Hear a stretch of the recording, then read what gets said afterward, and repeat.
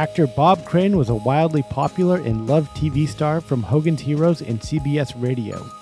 He portrayed a squeaky clean Catholic family lifestyle, but after his death emerged a disturbingly bizarre sexual appetite. This week on Death and Entertainment.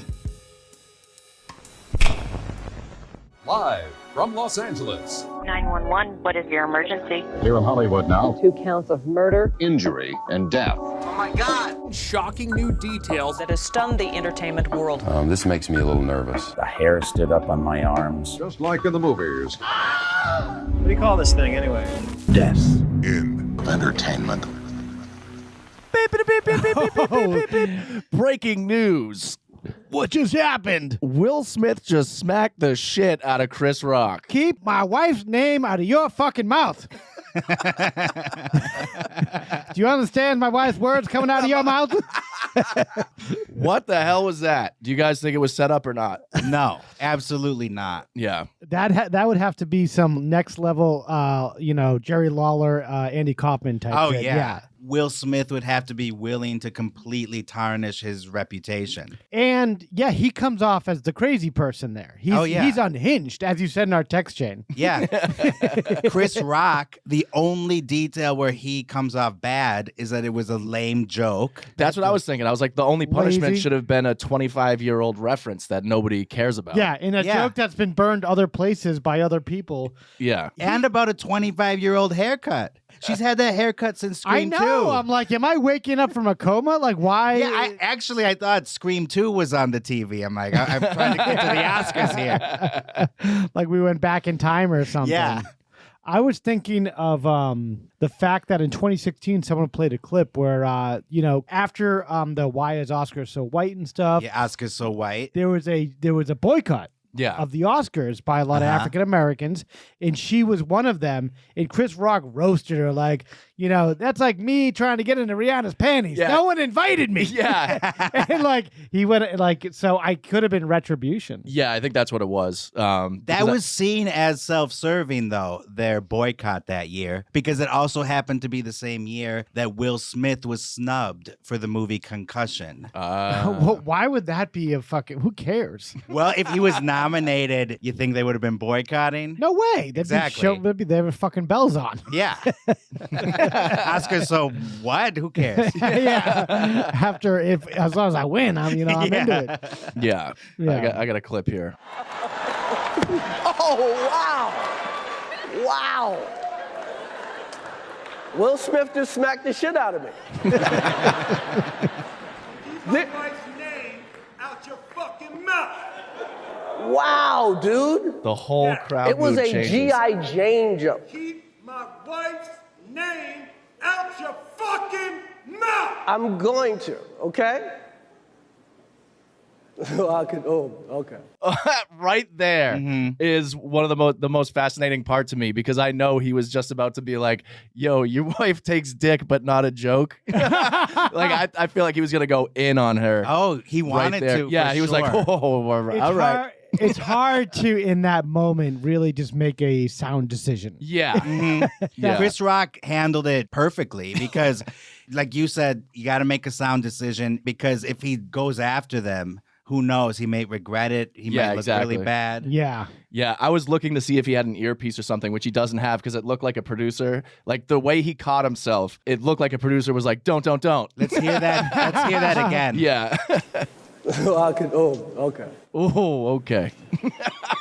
That was a greatest night in the history of television. Okay.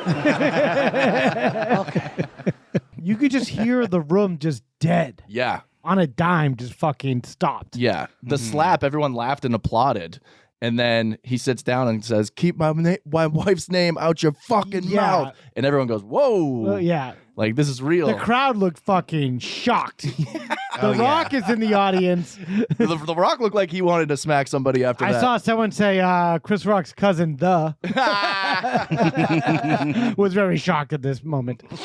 Yeah, it's shocking. Well, Will Smith went to the Vanity Fair like after party or Variety after party or whatever, and was dancing, getting jiggy with it. Yeah, dipping into his own product. Yeah, exactly. That was just all for appearances to make sure people knew he wasn't completely insane and ready for the straitjacket. He probably thought he was going to lose that night, so he's like, I got nothing to lose. This is my last time ever. And then he won, and then right? he fucking won. He went from the lowest point to the highest point in like 20 minutes. And then he like gaslit Chris Rock and everyone else saying like he did it for his family or something. Yeah. What a fucking asshole. That was the most rambling, self-important speech. I didn't listen to that. I didn't listen to the and I speech don't either. care. I don't care what he has to say. Yeah, if you have time, which you probably don't because it was like 10 hours, but it's just him saying like, oh, I did it because I'm a good father and a good husband, and his kids are nuts and his wife bangs every other rapper in the fucking world. Yeah, his wife doesn't respect him at all. At all. At all. No. Nuts is a polite word for the kids. Oh, yeah. They're out of their minds. Yeah. I think he's just trying to get back get back. He's never really was, but get into like Tupac form because she likes the bad boys. Oh, really? So, yeah. So and he was getting too soft there. He was way too soft. She's like, I'm fucking people in front of you. What are you gonna do about it? Well, and he's like, I'm gonna slap Chris Rock on national TV. Well, he's fucking everyone too. He said he pukes when he comes. Like, everyone's fucking everyone, which is perfect setup for this podcast today. Yeah, it's true. Yeah, God knows what Will Smith is up to. Yeah, in his spare time. He's puking when he's fucking. He's fucking when he's puking. Yeah. And let's not forget, this is the same guy that got Janet Hubert fired from Fresh Prince of Bel-Air back in the day. Wait, was that the original sister? The mom. The mom. Oh, really? Aunt Vivian. Yeah. Aunt Viv. For what? She was because they didn't get along, and he ran the show. He's an asshole. He wasn't the showrunner, but he very much was the power behind it. Yeah, there was no show without him. No, he was the biggest star. Yeah, right. He has a history of behavior like that, and he slapped someone before in public when they tried to kiss him. A prankster. Oh, I saw that. Yeah, that's his move. Someone brought up an smacks you. Yeah, slappy slap. Someone brought up an old Trump tweet where he's like, I think Will Smith did the right thing by slapping that reporter that tried to kiss him. Nah. Yeah, I have no use for Will Smith. I don't care if he goes away. I never want to see him ever again. And has he done a good movie since Independence Day? And that even is just like blockbuster bullshit movie. You could have put Bruce Willis in Yeah, it could have been anyone. It would have been probably better. Yeah. The most recent big blockbuster, I think, was he's done a couple, like Gemini Man. Yeah, that's but crap. let's not forget. Yes, Bright, written by Max Landis. Yeah. Oh wow, forgot about that. Who I saw dancing it up. Oh yeah, we haven't had a Day. pod since then. Yeah. Okay, so let's move on to Max Landis now. Yeah. Who's another coward? Yeah. You saw him on St. Patrick's Day at a bar. Yeah. Oh, sorry. I'll cut that out. I mean, you don't have to because he ended up posting that he was there, but I don't know. But yes, he was dancing around and wanted everyone to see him. Everyone was trying to look at like everyone in the face. Like, look at I'm dancing. Check me out. That's so obnoxious. Yeah. And then I filmed a video of him, But and he he's a turned around and looked nobody. directly into the camera. He did. Yeah. And I was like, "Whoops!" But then, if you wanted everyone to know he was there, why would he care about the video being taken of him? Yeah, I don't know. He bounced right after that. Did he? Yeah. Who cares? He's like, I gotta get out of here. Too many people noticing me. Too much heat on him. Yeah. Yeah, random guy with cell phone. That's too much heat. He's like, I think that guy recorded a podcast about my dad before. Yeah. First episode ever. And there's more to the Max Landis story whenever we do the In due time. follow-up. Yeah, Twilight we'll Zone. have more on that in due time. But, In due time. but this week, guys, we're here to talk about Mr. Bob Crane. Bobby Crane. I think a lot of people will not really know who this guy is. I think we have some younger listeners. So this is a guy I didn't even know because he was on TV in like the 70s. Well, I knew about Hogan's Heroes, Yeah. but I didn't know about what happened to him. Oh, you just thought he lived a normal, happy life? I thought he might have still been alive. I didn't know until we talked about it like a couple years ago, and I was like, oh my goodness. Yeah. The bulk of his career was in the 50s, 60s, and the 70s. Okay. And unfortunately, I'm not going to spoil anything here. He passed away in Get out of here. 1978. I like how we always say not to spoil it. Yeah. When Death and entertainment. the teaser alone has the whole layout of the death usually. The first letter, the first word in our title might be giving it away. So Yeah. we're going to take you guys to another time, a time that is June 29th, 1978.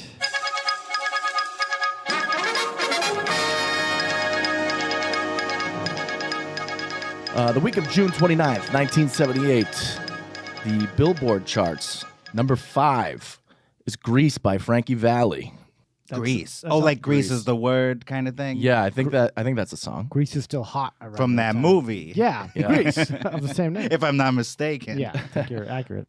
Boston's own Donna Summer in at number 4, She's from Boston? Last Dance. I didn't know believe that. so. Okay. Yeah. That sounds I could be very. making You seem kind of shaky on that. We'll keep moving forward. There's a hard fact right there. I think so. Dance. Last Dance. Donna Summer, she's Yeah. a legend. It sounds like a great song to do coke at Studio 54. Oh, there's yeah. no better song, No- probably. No better. She was born December 31st, 1948 in Boston, Massachusetts. Okay. All right. All right. We Cool. got Miss You by the Rolling Stones in at number 3. Great track. Is it kind of a B-side?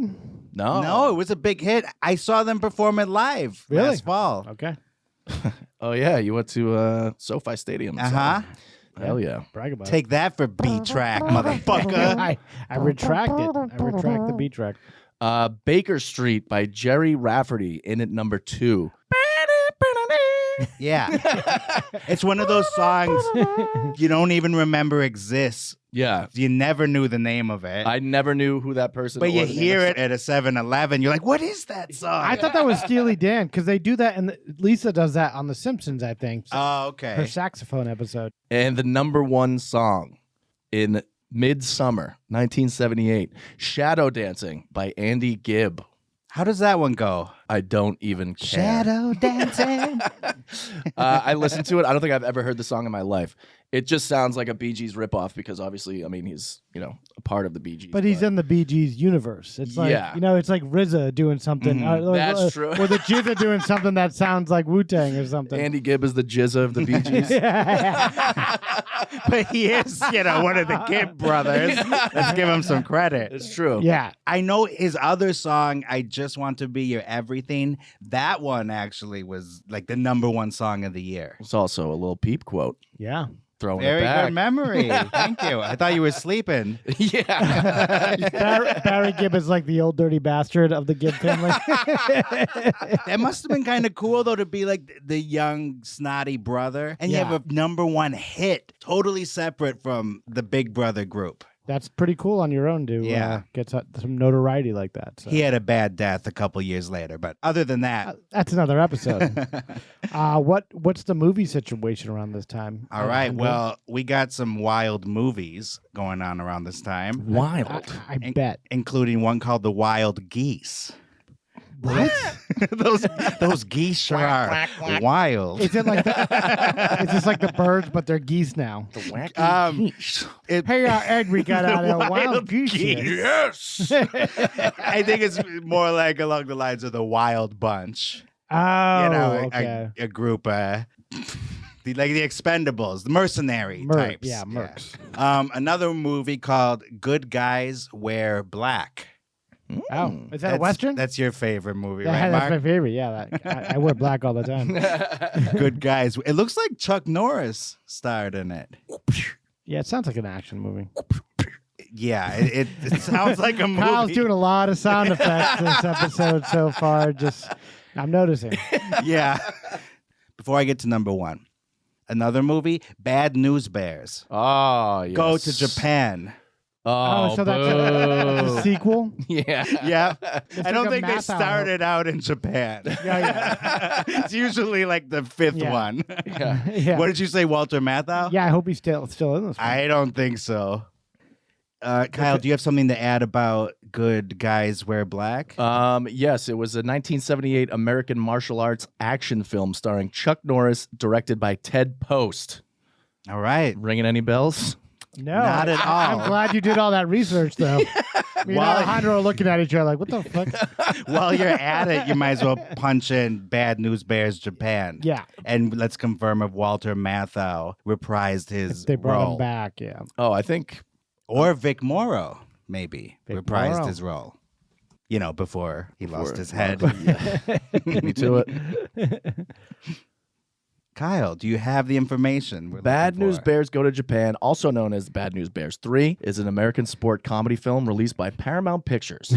Are you going to read to us, like, who did the craft services and, like... Yeah. Do you have any Yeah, it was other done by uninteresting Aramark. Who's the facts? script coordinator? I think it was Joe. Joe Mama. I wasn't even going to entertain Son of a that. bitch! All right, who is the top billed person? Okay, top build. Tony Curtis, Jackie Earl Haley, who ended up being notable pedophile Frederick Krueger. And notable pedophile in Little Children Oh, Little Children. with Kate Winslet. Yes. Good movie. Yeah, good movie. Patrick Wilson. Nothing to do with this. Regis Philbin is what? Also in this movie. Oh my God, I hate these kids. Is that your final answer? I'm a drunk coach. Gelman, look at this. I went to Notre Dame. I'm dead now. Kathy Lee screwed me. Those fucking sweatshops. NBC, fuck you. Fired me. The box office made $7.3 million. Okay. Wait, That 7.3 includes million. rentals. Oy. Just So to confirm, not good. we're now talking about Bad News Bears. We're taking a deep dive Yeah. in Bad News Bears. If I'm not mistaken, Bad News Bears I think 3. Yeah. Jackie Earl Haley must have been the returning celebrity from the original. Tony Curtis was the number one. He was like the replacement for Matthau. Yeah. Yeah. By the way, Tony Curtis, legendary actor, was in Some Like It Hot, among other things. Yeah, big. He was not the top of his form in 1978. Yeah, he was Clearly. he was an old buzzard around this time. If he's doing, B and B3. Yeah. All right, number one movie. You could have just as easily said Bad News Bears, but we'll move on to the next movie that's big around this time. I'm quick, you know? Yeah. The number one movie was Heaven Can Wait. Wait, wasn't that the disaster movie? Wait. I like how he says wait right after. Heaven? No, this is the movie that Warren Beatty directed and Buck Henry wrote. I thought this was the one that like brought down like Paramount Oh, Studios. no. That's Heaven's Gate. Heaven's Gate. That's No, what I'm thinking. this of. is the one where Warren Beatty comes back. He dies and comes Oh. back. He's a quarterback for the Rams, killed in an auto accident. Oh yeah, It was okay, very good. successful, made a ton of money. Yeah. And it was nominated for a bunch of Oscars. And we're coming full circle now, Chris by the Rock way. did a remake of Exactly. Chris Rock remade it as Yeah. Down to Earth. Yep. Oh, that's an official remake Official remake of Oh, Heaven Can Wait. of it? Wow, I didn't know that. One of many of Chris Rock's horrible movies. It is beyond horrible. Yeah. Besides Warren Beatty, this movie also stars friend of the show, Charles Grodin. Oh, yes. Well-known curmudgeon. Uncle Martin. Yeah. Uncle Martin Mark. Yeah. Well, you guys are a fan of that movie. I'm Uh-huh. not. Okay. Yeah. Everybody needs to go and find the movie Clifford if you can find it anywhere. Watch it and email us about how wrong Mark is, please. And Chris Rock. Rest in Down to peace. Earth Rest sucked. in peace, yeah. Yeah. And Okay, that so I'm on did board your with. Yeah, G.I. Jane joke, but you didn't have to be bitch Yeah. slapped because of Maybe he doesn't belong at the Oscars. Maybe that's the problem. I think Will Smith doesn't either, for the record. So, it. Hot take there. hot take. Right before I get balls deep into this.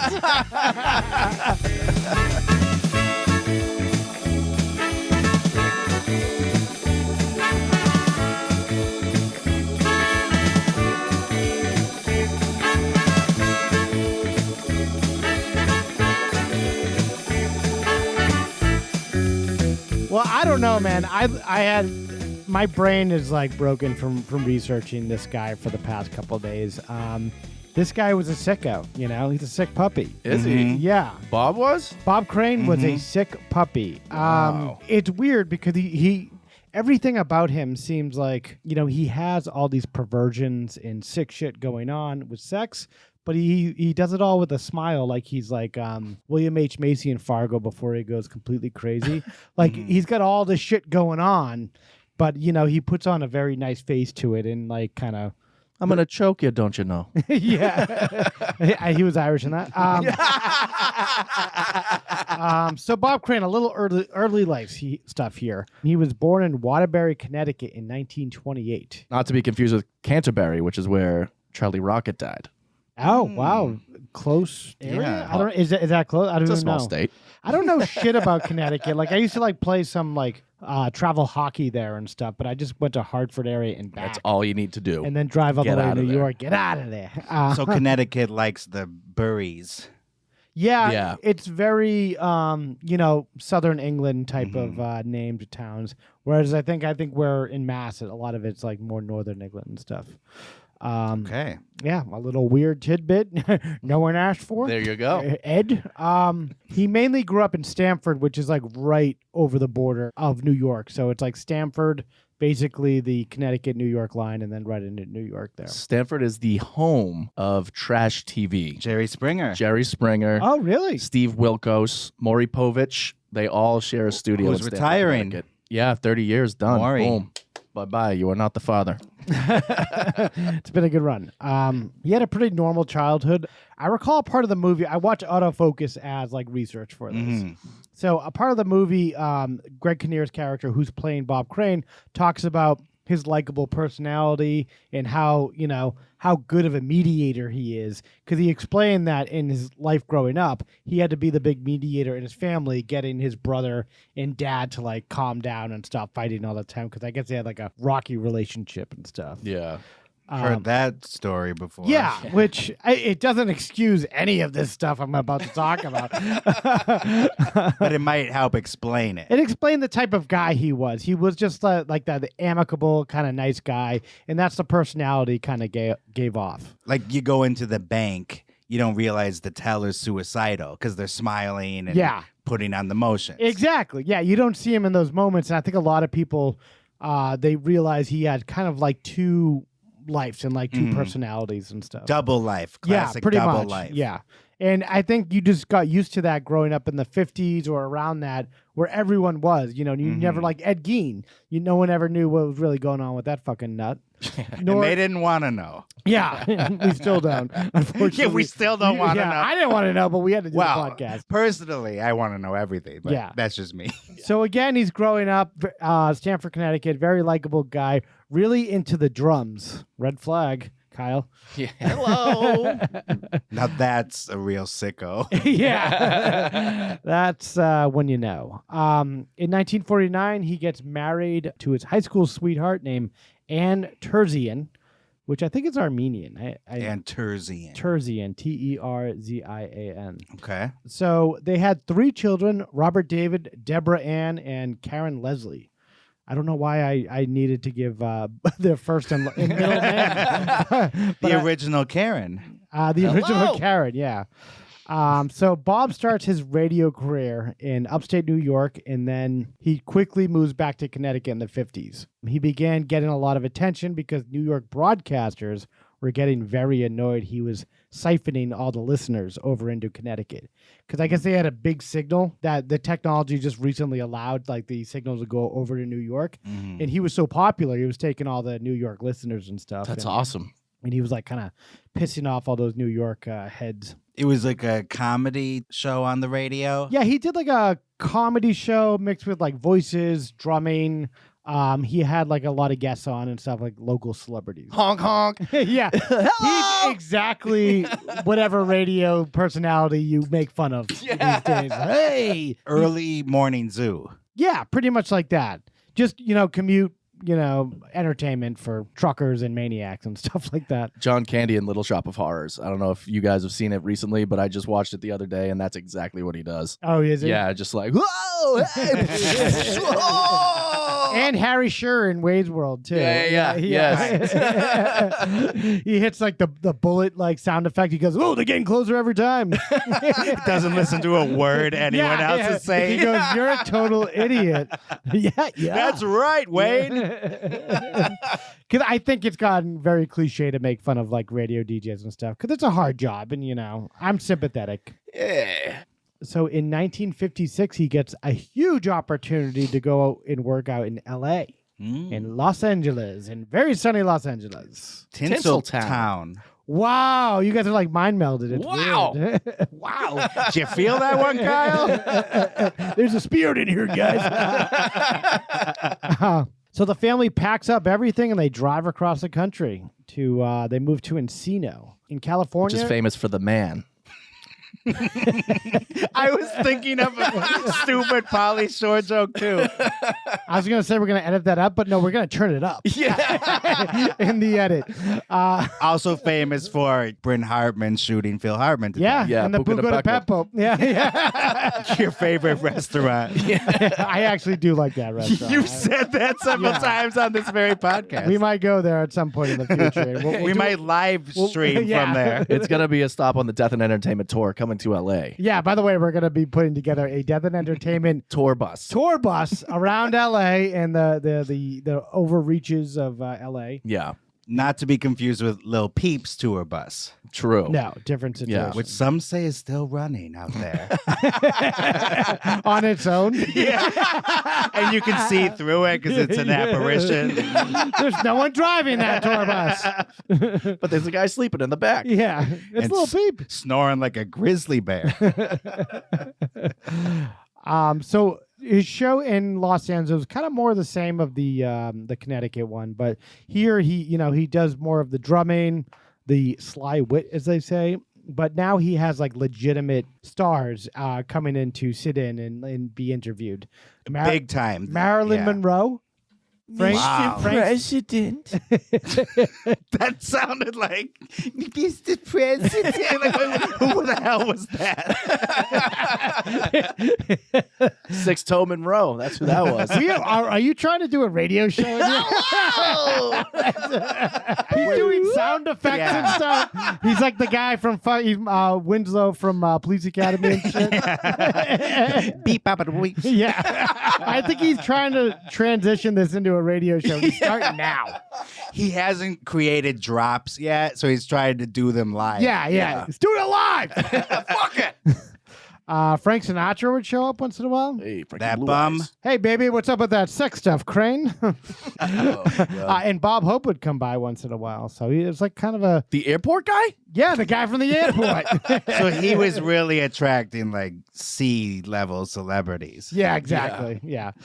His show quickly topped the morning rating, so he was like #1 right away. Fuck yeah, if you got Sinatra, Monroe, and Hope. He became the king of Los Angeles airwaves. Boom. Which the last people that had that title, I think, were Kevin and Bean on K-Rock and stuff like that. Yeah, they're crap to me. I had a friend who used to record their morning shows when he couldn't listen to all 5 hours of it, and he listened to it all. Jesus. God. Fucking mental patient. That's another level. Is he okay? Must listen to Kevin and Bean. Yeah, maybe he was in a facility right now. So. Yeah. He'll get out in 20 years. Yeah. So, and then he'll kill someone. So around this time, Bob also does some appearances on like other talk shows. He's really making his way through town. He gets a small role in Donna Reed and continues to do the radio show until... Wait, in Donna Reed? He got a small role on Donna Reed. That's her show? Yeah, the Donna Reed show. Okay, I thought you meant like he was in Donna Reed. Oh, yeah. He might have been. He was inserted. Oh, right. Based on what we know now, he very well might have been. Yeah. This guy was sucking and fucking all over town. Yeah, he was. But for the younger listeners, yeah, the Donna Reed show, that was huge. That was a big show. He got a small part on that, but it kind of set him up for what turned out to be his big break, which is Hogan's Heroes, which, it's a crazy script if you think about it. Like the general concept of it, for anyone that doesn't know, is it's prisoners of war, American prisoners of war that are stuck in a German war camp, basically. Right? Yeah. Yes. I never watched like a full episode of it, but I knew of it because Colonel Klink was like a Nazi. Everyone did that impression of the Colonel Klink. Iconic comedic character. Colonel Klink and then Hogan. Yeah. It's a crazy idea for a show. It's ambitious, I'll say that, for a multi-camera like ABC TV show. Especially back then, yeah. Yeah, it's still, Crazy. Like 20, 30 years after World War II. It's kind of like, Right. They say if you love World War II, you love Hogan's Heroes. Yeah, that's what Ed Bagley Jr.'s character says in that. And then he turns out to be a Jewish journalist. He's like, fuck you. It would literally be like if it was like a Guantanamo Bay sitcom now. I bet you that pilot's out there somewhere. Yeah, probably. A 9/11 multi-cam Hear me out. Okay, I'm going to drop the bomb first, and then I'm going to explain. So, it's a 9/11 multi-cam sitcom. Hold on. 101 stories.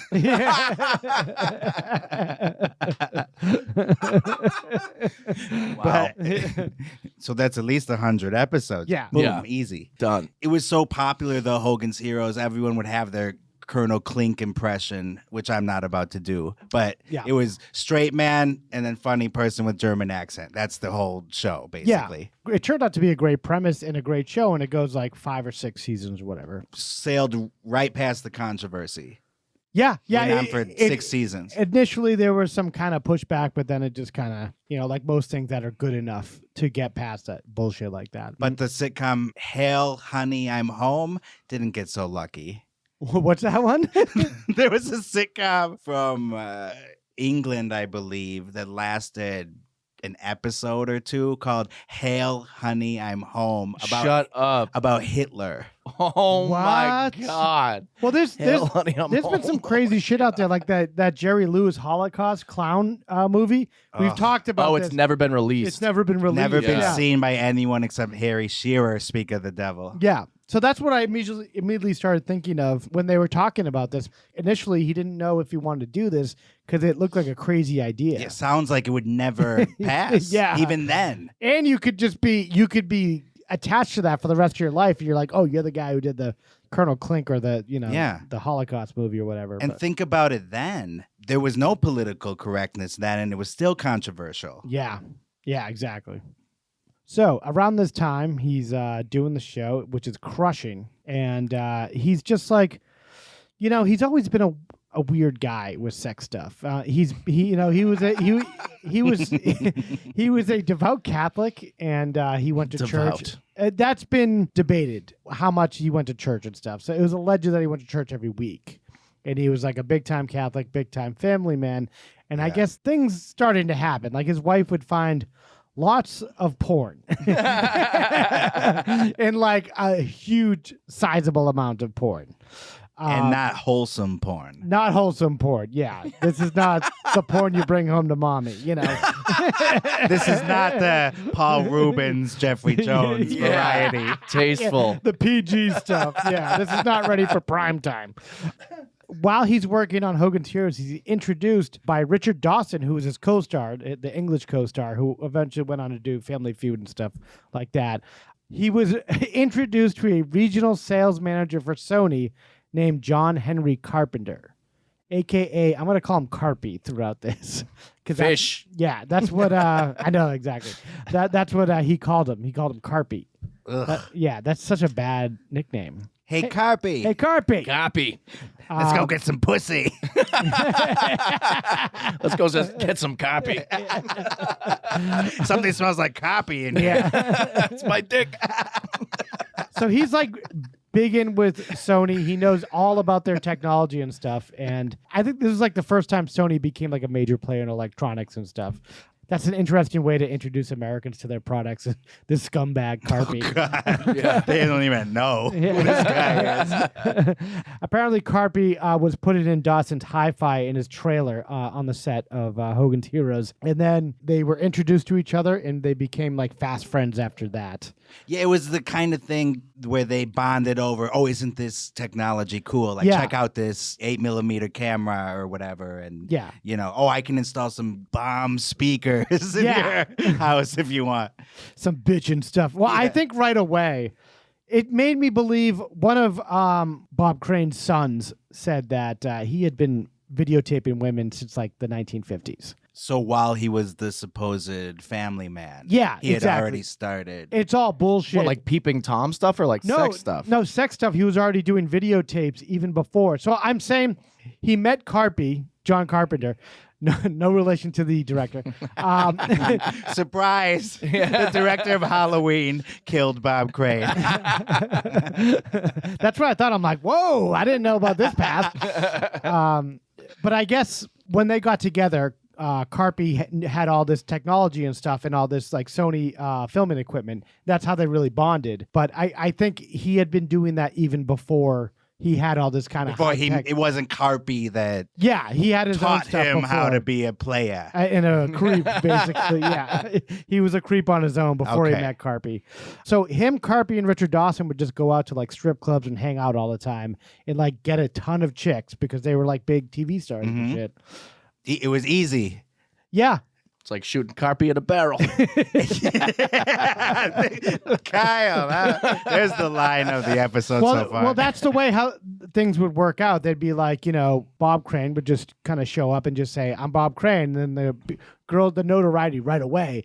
And then Carpy in the background just be like the weird Weasley, like creep in the back, like, hi, I'm here. I'm his friend. He'd call him his manager. That's how they kind of worked it. He'd be like, this is my manager, John Carpenter. And he probably told a lot of these women, like, I can get you in the movies or TV also because I'm the manager of Bob Crane. But yeah, it was very much though. Carpy is getting the shrapnel from Crane. He's not leading the troops. Yeah. He's definitely a B player in this. Yeah. Kyle, there is if you play, I don't know if you have the document open, but autofocus meeting. This is portrayed in the movie Autofocus. This is basically the meeting between Bob Crane and John Carpy Carpenter when they first meet. I am such a fan. I just wondered. A picture together? You betcha. Smile. Photography's always been my thing. I'm Bob Crane. John Carpenter. If you like photography, you wouldn't believe this new equipment they sent me. It'll blow your mind. What will we do with it? Home movies. One of my clients is having a party up in the hills on Friday. Could be fun. Are you seeing another woman? Absolutely not. Oh. What's your secret? 3 words. Don't make waves. You're a fortunate man. Yes, I am. So that's him. That's him and Carpy meeting, which is Carpy. He's played with brilliant creepiness by Willem Dafoe in this. Yeah. And that's either a cool thing or an extremely disturbing thing to have Willem Dafoe tell you, like, I'm having a party. Yeah. Just the way he says it. And since we just listened to some of the trailer, we might as well go out and say it. The movie is terrific. Great movie. Yeah. Hands down. I watched it again the other night. I haven't seen it in a bunch of years. It always creeped me out for some reason. The way I discovered it, I was aware of it, and it was not too long after it first came out. Yeah. I was up late one night and I was flipping channels, and then autofocus was just beginning. It's like 1 a.m. That was great back in the day when And I watched the whole thing. It's like 3 a.m. I'm stunned. Yeah. I am creeped out. Willem Dafoe is going to enter my nightmares. I couldn't stop thinking about it. It like rattled me. It's so creepy. Yeah, the desperation and the weirdness. Well, I'll get to that later, how he kind of turns out. Because at the beginning, like the friendship goes amazing at the top. It's great. Oh, yeah. The movie itself, though, is perfection. Yeah. Paul Schrader directed it, who wrote Taxi Driver. Yep. Oh, wow. Did you notice, too, how well they captured the time and place? Yeah. I think the relationship started in the 60s where, that was when, like, the Summer of Love happened, 1968, and, things were okay, and sex was, like, positive, and everyone's fucking, and it's not a bad thing. And they're sucking, don't forget. And the sucking. Don't forget the sucking. With the fucking comes the sucking. Otherwise, get out of here. That's in the Bible. That's in the Bible, yeah. The book of Job, I Towards think. the front, yeah, I towards think. the front. Hey, it's in the front, okay? The book of J.O. So, but then as it goes on, like their friendship, it just gets stale and sour, and they realize that this can't go on forever. At least Bob does. Yeah. They're going until they're really just playing out this fame that Bob has. They're both living off of Bob's fame. It's kind of like Entourage, but like a much more I was seedier. just thinking that he's like a one-man entourage. Yeah, he's like Turtle, Johnny, and like everyone wrapped up in one. All in one, except without the winning personalities. Yeah, exactly. But with Willem Dafoe. So yeah, they just go on a tear of LA, just kind of, fucking anything that moves, basically. Bob on the drums, doing whatever he has to in order to get girls' attention. He would play at these clubs too, right? Yeah, he played. Yeah, played drums at these clubs. He would just kind of go up there, and then he just did it every weekend, basically. Imagine how much he was killing. I think he was just a really good womanizer too. He was just one of those guys that just had that personality, whatever that is, just to fool people into whatever he wanted them to do. Charming, but and there's a toxic side of that too. Oh, for sure, yeah. In which he's like a vulture, kind of, and like he's using this sheen of like this nice guy kind of persona, but deep down he's just like a sex hungry like lunatic. His motto, in a lot of ways, was something like, "Personality is 90%." Yeah. Oh, did he say that? Yeah. But for him, it's almost 100%, and there's nothing else left. Yeah. It's just personality, shallow, hollow, and there's nothing underneath. So he's perfect for Hollywood. That's why he was bound to get out of here. Yep. So at some point they start recording all the sex shit going on with him and Carpy. So they're filming all these women, and there's been various people saying some women said that they allowed it. They were okay. They knew what was going on. Mm-hmm. A lot of people came out after Bob's death that they were not okay with that. They did not give permission. Oh, and they didn't know? For the filming, and they did not know. Of course not. Yeah. They were setting up cameras all over the But place. those cameras were so big back in the day. Like, where could you hide a camera like that? No, but this guy working for all these corporations like Sony, he had access to the latest and greatest technology. Good point. They built it there into were furniture. cameras that weren't that big at that time. They were building it in the furniture and stuff so they could hide it. Oh, my God. Yeah. Yeah, they really took it seriously, and for no other reason than to get themselves off. Yeah. They're not selling it like the Pam and Tommy sex tape. Right. They just want to watch it and masturbate again the next day. I don't have the clip, but there was a clip from Autofocus where Greg Kinnear, Willem Dafoe, they're watching the previous night's encounter, and they're like, "Oh man, look at the cans on this girl. I gotta whack it to this girl." He just starts whacking off in front Instead of calling her again. Yeah, I know. Right. I don't know. Yeah, that's just what he had a sick perversion. I believe in that same scene. Is that the scene where Greg Kinnear's like, what is that? And then they pause the footage. He points to a hand that's grabbing his ass. Yeah. He's like, whose hand is that? And Willem Dafoe's like, that's my hand. Oh, get out of Yeah. here. Well, there was a lot of reports of Carpy being bisexual. Yeah. And in that same scene, he goes, but you put your finger up my ass. I thought it was her. Yeah, and then he says, I thought you liked it. Yeah. I think Carpy was trying to like groom him to become his boyfriend or something. I don't know exactly. He had this notion that, hey, it's an orgy. Anything goes. Anything goes. So they had a close relationship, but they had like some touchstone moments like that where they would like, they get in beefs here or there. They're mostly on the same page. Mostly on the same page. But not when it comes to him sticking his finger up his ass. But the only thing that really keeps them together is that neither of them drink, which is a red flag also. Yeah. On top of the drumming. Glad you brought that up. Yeah. And good point. they were both what you would call teetotalers in the day. Neither teetotalers? You never heard that? Teetotaler? I have, but I don't know what that means. Okay, let's hear. Teetotaler is, I think it was like a book or something. I don't know the exact story, but a guy wrote a book or something, and out of it basically came the term teetotaling. A teetotaler. Yeah, which sounds very Irish. A person who never drinks alcohol. Oh. Yeah. That is the definition. Yeah. Teetotaler. So they're basically a couple of Crystalias hitting up the town. Pretty much, but as far as I can see, they don't have. There's no under 18 stuff going on. They're all women of a certain age. So in 1970, by this time, these guys are like, as I was saying, like fucking everywhere and everything. Painting the town brown. Painting the town brown. I don't know why brown. Yeah, they're shitting on Sounds people. like an STI. Yeah. Bob's first wife leaves him. Anna is like, I've had it and seen enough. She's finding a lot of porn. She knows that she's out until all hours of the night, doing God knows what with Carpy. So she's like, fuck this. I'm kind of moving on. Before that, they had tried counseling with the church, with the priests and stuff. And, good luck there. Yeah, and it's probably turned like, out worse. Yeah, how many women are you sleeping with? And he's smell like, my fingers. Yeah. He's like, I don't even know. Yeah, I gave up count, Father. Forgive me. I'll take your finger out of my ass. You had a problem with that. A lot of guys' fingers is asses. Everywhere he went. Yeah. The poor guy.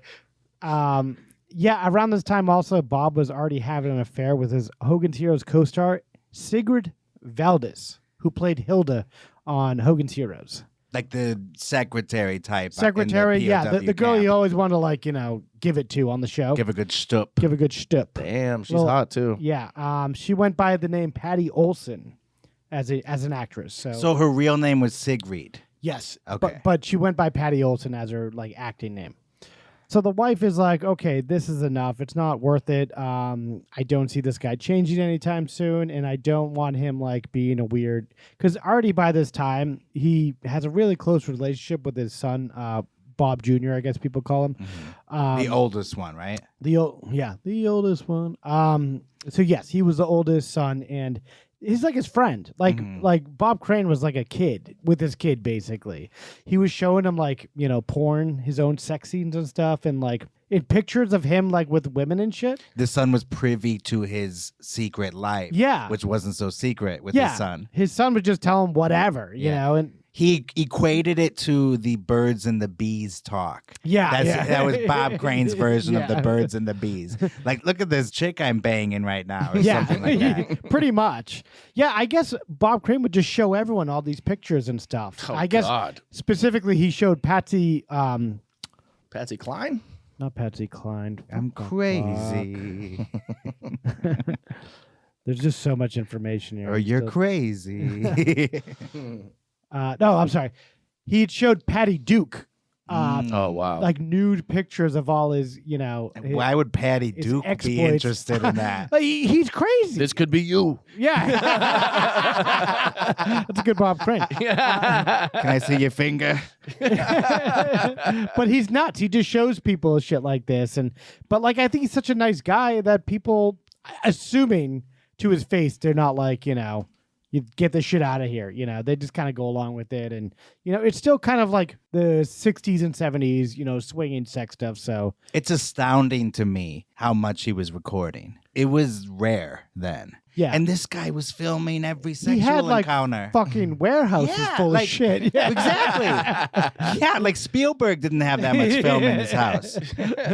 So as you could see, he had a small house in Encino, and he can't hide all this stuff everywhere. Mm-hmm. So his wife probably came across some crazy fucking shit. Yeah. He's probably fucking a rooster or something. Who the hell knows what he's got in there. So they divorced in 1970. The same year he marries Ingrid from the show. Sigrid, yeah. He marries Sigrid from the show. Interesting, the same year he divorces, he remarries. Moved right on. And I guess Sigrid was on board with his sex stuff. She's cool with the double lifestyle that he's leading and stuff. Because she would go to the strip clubs with him. Sometimes, yeah. Sometimes. Yeah. But she's not hanging out with Carpy. No. That's a whole nother level to this. And they did lose the third guy, right? That other actor by this point? Yeah, well, him and Dawson? Dawson. Bob Crane and Richard Dawson did not have a good relationship. Richard Dawson went for the same role that Bob Crane had on Hogan's Heroes. Oh, wow. And he lost out to Bob Crane. And ever since that, he'd always give him cutting lines here and there, oh, do you forget your lines, Bob? He'd always be fucking with them forever, which is weird also to me because I don't think does Richard Dawson have that accent? Think of an accent. Oh, he's British. I think and he would insinuate he was gay sometimes. Really? Yeah, like you a bit swishy there, Bob. Yeah. He'd call him gay and stuff. Yeah. Which is weird to me because when Sigrid and Bob got married, Richard Dawson was the best man, but they also got married on set, which is a weird fucking thing. So that was just a show. Maybe, I guess. I don't know. But yeah, I guess he's like, I'm not gay just because I'm fucking this Carpy guy. Yeah, just because he's got his finger up my ass, that makes me gay. Yeah, so for a while, Bob and Sigrid were pretty happy. They had 2 kids, and they seemed like they had 2 kids. They had 2 kids, yeah. Because I know of one that they had. I didn't know they had a second. Yeah, they had a daughter, and they had a son together. Okay, because that son, I believe, became an actor, right? Well, the son, the other son. Yeah, not Bob Jr. Not Bob Jr. I'm talking about He's got some other crazy shit going on. The one that was born around 71. Yeah, he became an actor. He did, yeah. So eventually, Bob's career is running on fumes, and he starts touring dinner theater, which is, that's rough. That's rough. Very rough. To go from a hit TV show to the dinner theater circuit. And I think his agent was like, this is all I can get you, because I think around this time, like I was saying, he's showing these pictures around of Patty Duke, all these other celebrities. I think word's trying to get out there that this guy's a liability, that this guy's trouble. If you just have to start with Patty Duke. If he showed her, that means everybody's fucking seen it. Exactly, yeah. Bob Hope, Frank Sinatra, Marilyn Monroe's ghost. I bet you he even showed Frank Sinatra. This is how crazy he is. I bet Sinatra joined him a couple times. Hey, babe, I'm in. Speaking of, by the way, the dinner theater circuit, I would like to remind our listeners, it may sound familiar because I mentioned in the Park Your Carcass episode, the actor Frank Sutton from the Gomer Pyle show died backstage performing dinner theater. Oh, wow. He died at the Beverly Barn Dinner Playhouse in Shreveport, Louisiana. Yes. His replacement was Bob Crane. Oh with the show Beginner's Luck. Really? Yeah. Frank Sutton drops dead. They bring in Bob Crane. Wow. That's like Bob Crane's wife. Like one has enough of him, and then a new one pops in. What a curse that dinner theater circuit was in the 70s. Well, one of the good things about doing this dinner theater thing is that him and Carpy can now just travel the Southwest and like find a bunch of new crops of women to videotape and stuff. So they bring all the equipment with them throughout touring around with this dinner theater bullshit. Obnoxious. And like Kyle said earlier that, that must have been big to carry around some of those cameras. It's one thing in your house, but to schlep it around the country. They brought it through fucking major airports. Yeah. That's a different story. Yeah. And at this time, I don't know how much Carpy is really focusing on his job because he's just leaving on a whim and just going to hang out with Bob. He's like a fucking groupie, basically. Yeah. It's getting weird. Like Bob is like, he's fine on his own. He can get chicks. He just doesn't even want to be around Carpy anymore, to be honest. The thrill of the self-voyeurism is wearing off. And no, but I don't think that's it. No? No, Okay. I think he's still doing it fucking big time. Oh, so he has his own equipment. The He doesn't movie need Carpy says for it. he wants to get out of the scene. But I don't know if that's accurate because he's still got fresh, like the cops found brand new videotapes that he was just taking like the night before. Okay. And a bunch of pictures and stuff. So I'm not sure if he wanted to get out of the scene, but. Well, if you're a sex addict, you're not suddenly rehabilitated. And like, That's true. All right, I think I'm going to quit cold turkey now. Yeah. At this time around 1978 also, him and Patty are splitting up. So Patty? Patty is also, that's her stage name. Oh, right. So Siegfried. Sigrid. Sigrid. Yeah. Sigrid. Siegfried and Roy. Yeah. He was dating Siegfried, by the way, also. No, okay, Sigrid. Okay. Yeah. Well, we could go by Patty, which might be. Okay, easier. we'll go by Patty from now on. His Hogan's Heroes co-star. Who we married. The blonde. Okay, so she's jumping ship now as she's well. jumping ship. Yeah, she's out. And probably going to take half his money. So maybe, I don't know. I'm up and down on this. I don't know if he's 100% because he's an addict. He's a sicko. But I don't know. His second marriage is crashing. And maybe you're right. Maybe he is thinking of getting out of the life as he calls it, you know. Well, it must have been taxing on him. Yeah. Yeah, probably. And maybe it's just eating that much ass. The millionth time in a month. He's probably like, oh, God, this is so boring. You get like Will Smith. Maybe he started like puking when he was eating ass. He punches Bob Hope at the Oscars. That's always the end game. Yeah. What'd you say about my wife? What do you say about Sigrid? Keep my wife's ass out your mouth. And I hope they burn in hell. Yeah, it's for my mouth. Yeah. So yeah, around this time he goes to Scottsdale. So this is like kind of the end of his life. You know, he's doing the show Beginner's Luck in Scottsdale. We should mention he did Disney flop. Yeah, he did one Disney movie that kind of went nowhere. Super Dad. And I think he got it as a favor for someone else. Yeah. And like, yeah. And they're like, you're not exactly too wholesome there, Mr. Crane. I know, yeah. But I guess we'll employ you. I think he got lucky with that one. But then after that, I think the word was out that this guy is a fucking creep and you don't And want it flopped. Let's be yeah, true. honest. If it made some money, exactly, the next one would have been Super Dad Goes to Japan. Yeah, like if Army's Hammer last movie made $18 billion, yeah, he'd be a movie star still. Yeah, Death on the Nile 2 over Yeah, here. yeah. Well, it is a weird thing that Disney does now where they take people who have been in compromising situations sexually and make them megastars. Like Eddie Murphy.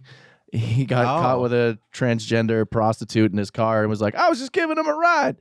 And her. They, them. And then he made The Haunted Mansion and made a bunch of kids movies after that. Yeah. Okay. Yeah. Well, he was just giving her a ride. Yeah. What's the big deal? Yeah. You know?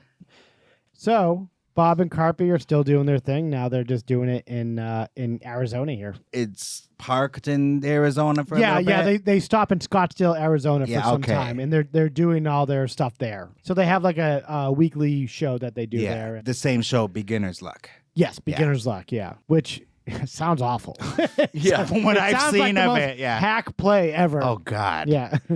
Think about it, though. You're eating like a steak. Yeah. Some crappy steak, having a cocktail. Like, do you really care what they're doing on stage? And you're like the biggest superstar in this small town. You're the biggest thing going on in Scottsdale, Arizona.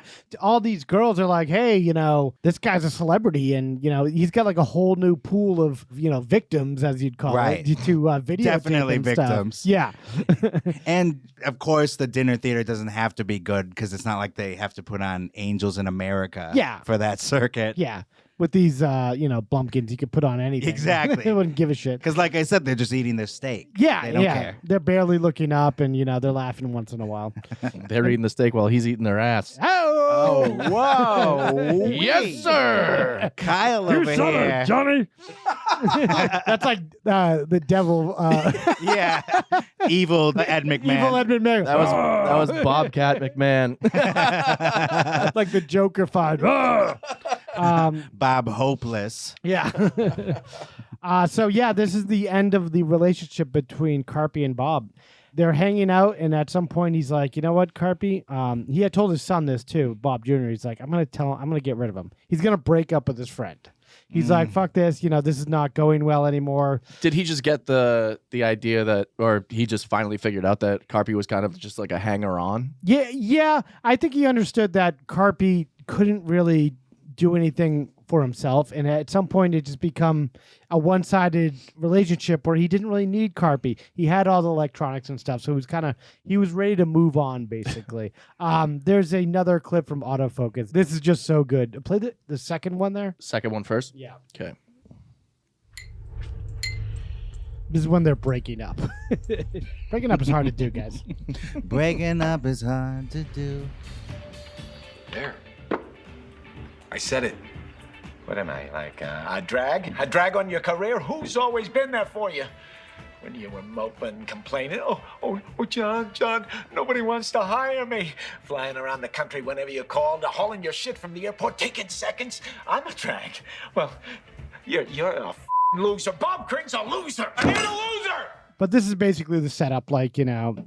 They had always had a great relationship, but now things were kind of crashing to the end. Yeah.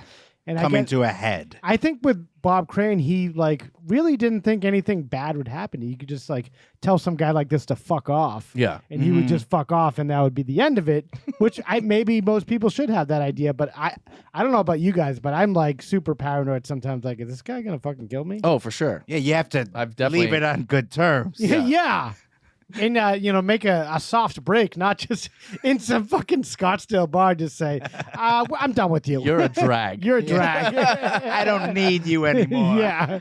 Well, because also I think this flip side of this, like I was saying before, I think Hollywood, he was getting a bad reputation for all this kind of weird sex stuff. So I think he was kind of cutting Carpy loose, kind of had to go as a result of that. His career is in tatters at this point. Yeah. So he's like, okay, maybe try I'll lose this creep I've been hanging out with for 10 years. And everyone was telling him that his wife, his soon to be ex-wife, his son, his agent, everyone's like, leave this kind of lifestyle behind and you'll, maybe we could do something in a couple of years with your career. And that's the kind of friendship they had. Like, he's not a friend you can bring to Thanksgiving dinner. No, yeah, he's like a drug friend, basically. Yeah. He's like your coke dealer friend. And finger up your ass friend. Finger up your ass friend, yeah. So after they have this kind of last hurrah, last dinner, last hangout thing in Scottsdale, Carpy was set to go back to LA the next day. So what happens is the next day is June 29th, 1978. It was a hot 106-degree day in Scottsdale, Arizona. It gets hot. I'm sweating. Bob was staying over at the Winfield Place Apartments in Scottsdale, Arizona. Bob is found dead in his bed, bludgeoned to death on the head with a camera cord wrapped around his neck. Jesus. He was found by Victoria Berry. Her married name is Victoria Wells, who was a relatively unknown B actress who would go on to have a small role in The Best Little Whorehouse in Texas. Throwback To one of our previous episodes. Yeah, we did Dolly mention Parton. that. Yeah, Dolly Parton. That was the #1 movie when John Landis killed a few people. Yeah. And her quote was, you don't have to go home, but you can't stay here. And I said it was from that movie. You Yes. did. And we were surprised. Yeah, and no one's confirmed that. No one fact-checked me on that. I assume I'm correct. There's a listener out there. So you know what to do. Victoria Berry was a co-star in Beginner's Luck. Okay. This has been for some contention here because, I think they were supposed to have lunch. Go over lines. Yeah, go over lines and stuff. And she was supposed to tape something with some of his equipment, which was not sexual. No, she said it was a dub for the play, which I don't believe any of this. Huh. So you think maybe she was also one of his conquests? Well, initially she made the claim that they had a brother-sister relationship, but they had no relationship at all. Something tells me Crane wouldn't stop him. Yeah, exactly. Yeah, this fuckhound is gonna have. You're like a sister to me. Yeah. Where do you want to do it? Yeah. And I fuck all my sisters. No. Let's take that soundbite. I'm gonna get canceled after this. Will Smith is gonna slap the shit out of you. Walk on up to North Hollywood. Come at me. So what were we talking about? Oh, yeah. So Victoria, she made that claim that they were just platonic friends. Bullshit. Okay. Upon further pressing from the detective, she admitted that they had had sex twice, which probably means a lot more. Twice while he was dead. I know. Oh! Rigor mortis fuck. Last dance with Mary J. Rigor mortis fuck. Hello. Okay, we're working on that. Workshopping it. It's still better than G.I. Jane 2. Yes. Anything's better than that. Yeah. So she was maybe going there for a rendezvous. So maybe this dubbing thing was real. Maybe the lunch thing was real. Who knows? But around 1 p.m., she goes there and finds his body. Initially, Victoria thinks the body is a female due to the darkened head area, due to the blood and bruising. So he's like, you piece of shit, you're cheating on me. Well, you're cheating on me with a chick with a penis. Yeah. It's very weird. This girl is very strange. Everything's very strange out here. By the way, it's a gruesome scene, right? It's a gruesome scene. Like the brain matter is on the wall. But it's really dark. So it's really dark in there, but it's like 106. It's like the surface of the sun outside. And there's no Phoenix. AC going on. There's no AC that I know of, yeah. I can't even imagine what the smell was You'd like. You'd probably be able to smell like a half an hour after he died. Oh, my God. It probably smelled like any room he was ever in because there was a lot of sex going on. Yeah. So they probably all smelled bad. Yes, she takes a sniff. She's like, oh, okay. Yeah, it's hard to discern. Robert? It's hard to discern the death smell from the sex smell. Right. Yeah. At that She's point. like, did you get started without me? Yeah. Well, she's confused when she goes in there because I guess he had told her in the past that he had been with this woman who was very distraught for some reason and cut her own wrists in bed with him. She did? A different girl. That Bob had told her in the past that this happened. So she's like, maybe that happened. She's kind of ditzy blonde, Okay. She's not the smartest tool in the shed. Oh my God. This poor actress. I know, but she also thinks it's Carpy. She's like, maybe it's Carpy because they're always together. But then she sees Bob's expensive watch and's like, no, it's definitely Bob. Which is a prop they would use to lure women. Is to that true? impress women. Oh, yeah. the watch, The expensive gadgets like the watch, yeah. True, yeah. And also, how does she know so much about Carpy that he wouldn't have a nice watch? Doesn't make any sense. Yeah. She's going to see Bob Crane. Yeah. And she finds Bob Crane dead. Yeah. Oh, but I thought it was one of his girls. Oh, I thought it was Carpy. Yeah, it's very weird. Ed Beck, the stage manager from Dinner Theater, eventually ID'd Bob's body at the Scottsdale, Arizona morgue, which I don't know why she couldn't do it. It's very She knew weird. it better than Ed did. This investigation as far as we know. Yeah. Well, she's seen him downstairs. If you know that's I mean. what I'm saying. Yeah. Well, I'm saying he might have too. She could ID the body from, backwards. Yeah. So this investigation is fucking insane. The Scottsdale had never had a legitimate homicide department. What? They just did not have anyone who had ever Killed anyone. Maybe they just had murders and they just buried them. I don't know. What the fuck? I've heard that it's more developed It's and more much more- populated, but then Yeah. it was very much a small town Small kind town, of vibe. yeah. That's so crazy. Well, like Scottsdale, Tempe, Phoenix, they're all kind of connected. It's all like one big town. Well, in 1978, the city was divided into geographic districts, and detectives were assigned to each area. They handled all the crimes. There was no specialized training in homicide investigations like forensics, blood spatter, or whatever that Dexter NCIS stuff you do. Yeah, they don't do that. Kyle's like, yeah. So what district was this? The red light district? Yeah. Is there the opposite of applause for that bad joke? Yeah, play the slap. Yeah, get Will Smith in here.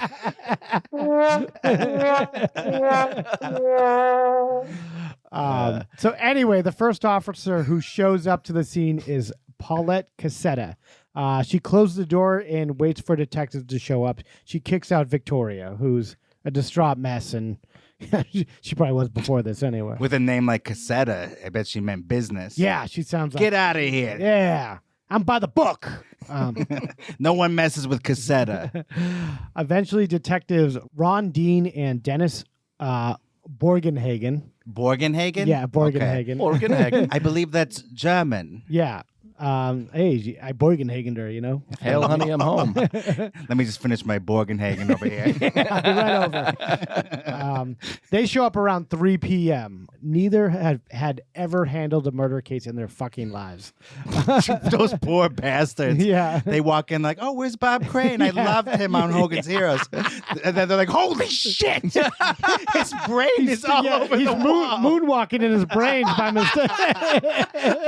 I don't know where his ass begins and his face ends. That's Bob Crane's dick. And his body's over there in the opposite corner. Oof, Maroon. Hey, you said it, Johnny. We're turning into the awful radio show. Yeah. Fat Albert. Yeah. Hey, Johnny. It's evolving over time, whatever I'm trying to do there. I was trying to do evil Ed McMahon. But, Evil Ed McMahon. That's the new character. The new hip character. yeah, everyone, all the kids are doing it. Very wacky episode we're doing here so far, and I like it. Ed Gein kind of feel. Yeah, very wacky. I like Some it. Geiners. A lot of Geiners here and there, yeah. So anyway, also involved in the investigation is a guy named Barry Vassal and a bunch of other miscellaneous officers who they walk into this crime scene and they're just stomping all over the fucking place. not like they're doing the Broadway Slap. Not like they're doing the Broadway show Stomp or anything. But they're making a mess of this crime scene. They're touching everything. They're getting fingerprints all over the place. They're smoking. They're chain smoking inside this place. They got trash can lids on their feet. Yeah. Oh, stop. Yeah. They're bringing the funk and bringing the noise. They're bringing the affordable family entertainment. Yeah. Stomping around. Yeah. Like, what? How obnoxious, though, at this gruesome crime scene. Yeah, and there's like blood fucking everywhere. Yeah. And You'd there's think like you'd be like chill and stoic, and They're like, we gotta clean this up. Right? Yeah, where's the maid at? we better get started. It's a lot of, it's like Pulp Fiction. Like, it looks like the training like module you'd have for like being in the police department detective. Like everything is there and they're doing every single thing wrong. yeah. Like Before DNA as well. at some point they bring in Victoria, they have her picking up the phone. They're Right. using the phone. They're picking up the phone. Right. They're calling people. So then they can't even tell yeah. who, get the fingerprints Yeah. they need. They found all the videotapes, which he had. They did a deep dive on those. Yeah. And that's They just must have had fun. That must have been a party night for the police department there. That is wild to imagine those videotapes. I would expect, like 8mm, like snuff, like, murder porn. He or made a something. snuff film, basically. I know, yeah, pretty much. But I guess they said most of the videotapes were as quirky as they were kinky. Quirky They as were they were. silly. Yeah, Kinky? yeah. The Scottsdale Police Department gave their own review. Yeah. of this. That sounds like a tagline for a movie. Yeah. Or the trailer. Yeah. It's as quirky as it is kinky. Yeah, for He's the just worst banging movie you've ever chicks. seen. He's just banging chicks with the Benny Hill theme song in fast motion. No, but With sound effects. Like boing. You're not too far away from it, actually. He would cut in shit like stuff from like the Benny. He would No. Yeah, like No. he would cut in like That's hilarious. like random TV shows and stuff. That's insane. He cut himself on a Phoenix talk show in the middle of a porn he was making, and then he cuts back to the fucking. Oh my God. The reason And then he why cut that- in a scene from the Andy Griffith show at the end after he came, after he Holy comes. shit. And Don Knotts was like, "Hoo-ah," Hey there, Andy. I hope you came enough. Yeah, he's doing like Adult Swim like videos and stuff. That's what I'm gonna Oh my say. God. This is so avant-garde. I was gonna say, it's this not is even art. avant-garde. I know. There's not even a name it's not for it yet. distribution. It's not Yeah. for Consumption. when you show it. Yeah, for consumption. Yeah, this is general just public. his personal stash. Yeah. Like, and he's editing for hours and hours. Like, we edit podcasts and stuff. He's editing video in 1978 for hours and hours and That's hours. hilarious. When he died, he was cutting all the swear words out of Saturday Night Fever for his son. Wow. That's what one of the last videos they found was the Saturday Night Fever, but all the swears were cut out. So he's That's showing funny. son the women he's having sex with, but he has to cut out the bad words from Saturday. That's no, I think it was for the younger Oh, the son. younger yeah, one, yeah. okay. His first son is like fucking Yeah. traumatized. The damage is already done there. Yeah. Yeah. He's being forced to watch. Yeah, I know. The Yeah. other son. It's like Clockwork Orange with the eyelids taped open. Hey, let's tag team. Get over here. Yeah. So with all this evidence going on, Carpy had actually mentioned another huge book of photos of women that was never found. So, yeah. And where's Carpy at this moment? Oh, I'm Washing his hands in clothes. I'm glad you asked. But, yeah. Well, before I say that, they also found a bunch of booze that Bob, like I said, Bob was a teetotaler, but I think it was for the women that were also Teetotaler. there. He's a teetotaler. Cunt. We can't have you, you cunt. Yeah. Bob was You're found. driving sober? Yeah, cunt. You name normal things that you should do, and then you say cunt. That's the equation. So Bob was found bludgeoned in the head with what appeared to be a camera tripod. However, the murder weapon is never found, but the tripod was missing. It's just a camera on the ground. Yeah, how did they know there was a missing tripod? Well, why would you assume like, oh, that camera must have a tripod? It's weird. I didn't get that part. Like I read 15 articles about this. Okay. I still haven't found out how they knew it was a tripod. I think it's just from the way it broke his head and stuff and bashed it in. It said Sony on his forehead. Yeah, that's great advertising. That's better than a billboard. I guess there was some semen found on Bob's thigh, but it was never tested. One of the detectives tasted Borgenhagen asked. Yeah, he's like, yeah, that's cum. I need some. He did it like you do coke. Yeah, exactly. I need some sauce for my Borgenhagen over here. That's my family made Borgenhagen sausages. Yeah, I guess Borgenhagen said he brought this up to the medical examiner, who said they never tested it, just figured that who cares? He just had a piece of ass. That's what happens. Okay. Like it's not. We're not gonna get anything. We're not going to get anything. Yeah, like don't bother me with your bullshit, Borgenhagen. Unbelievable. Yeah. I mean, it's probably cranes, but still. Yeah.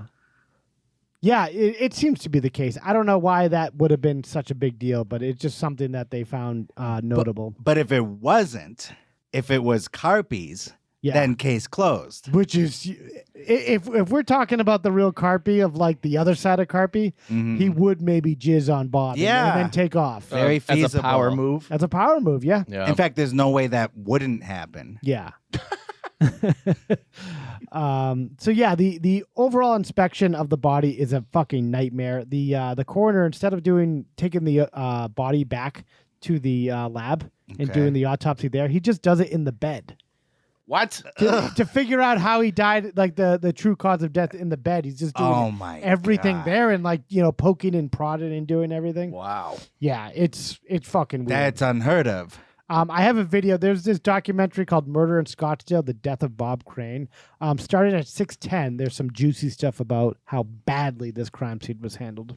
Equipment all over the living room. There was videotapes laying. Videotapes. The scene itself was it. in the bedroom.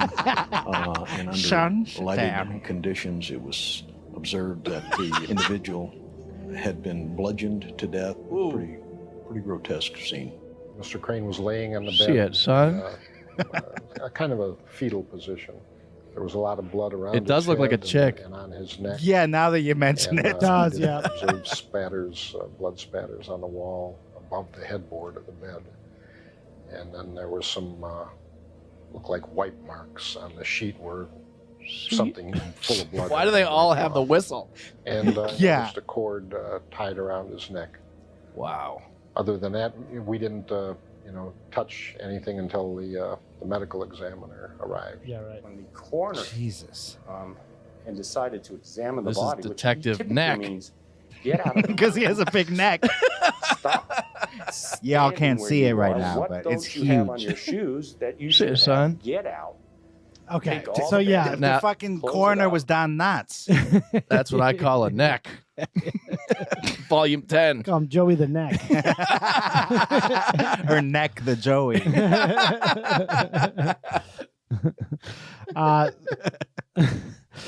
So sloppy scene, as we could tell, huge fucking mess, everything contaminated. There were some movers who were working in the complex in the morning, never questioned. They just kind of got away. The next day. So like Adrian Shelley, maybe. A little bit. Are they suspects? No, they're not suspect. As of right now, the main suspect, I'll just give it away. It's Carpy. Carpy is the main suspect. That makes sense. Yeah. Based on everything we've said so far. So just to give you more examples of the crime scene being fucked up, Detective Vassal goes and picks up Bob Crane's son, Bob Jr. Also comes with him is business manager Lloyd Vaughn and attorney Bill Goldstein. I don't know why all these people come. And Lloyd Vaughn was a big deal, wasn't he? That sounds familiar. He was the real business manager of Bob Crane. Okay. I don't know why all these guys would come out. What do they think they're going to do?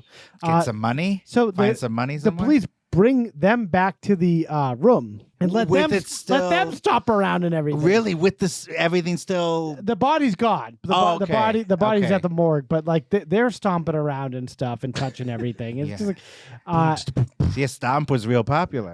Stomp. Yeah, they never inspect Carpy's hotel room. The police don't. They just totally and that's where he was at the time. Yeah, well, in his hotel. I'll go into where Carpy is. I can't believe how many people they were bringing into that room. Yeah. I'm surprised they didn't bring the dinner theater in there.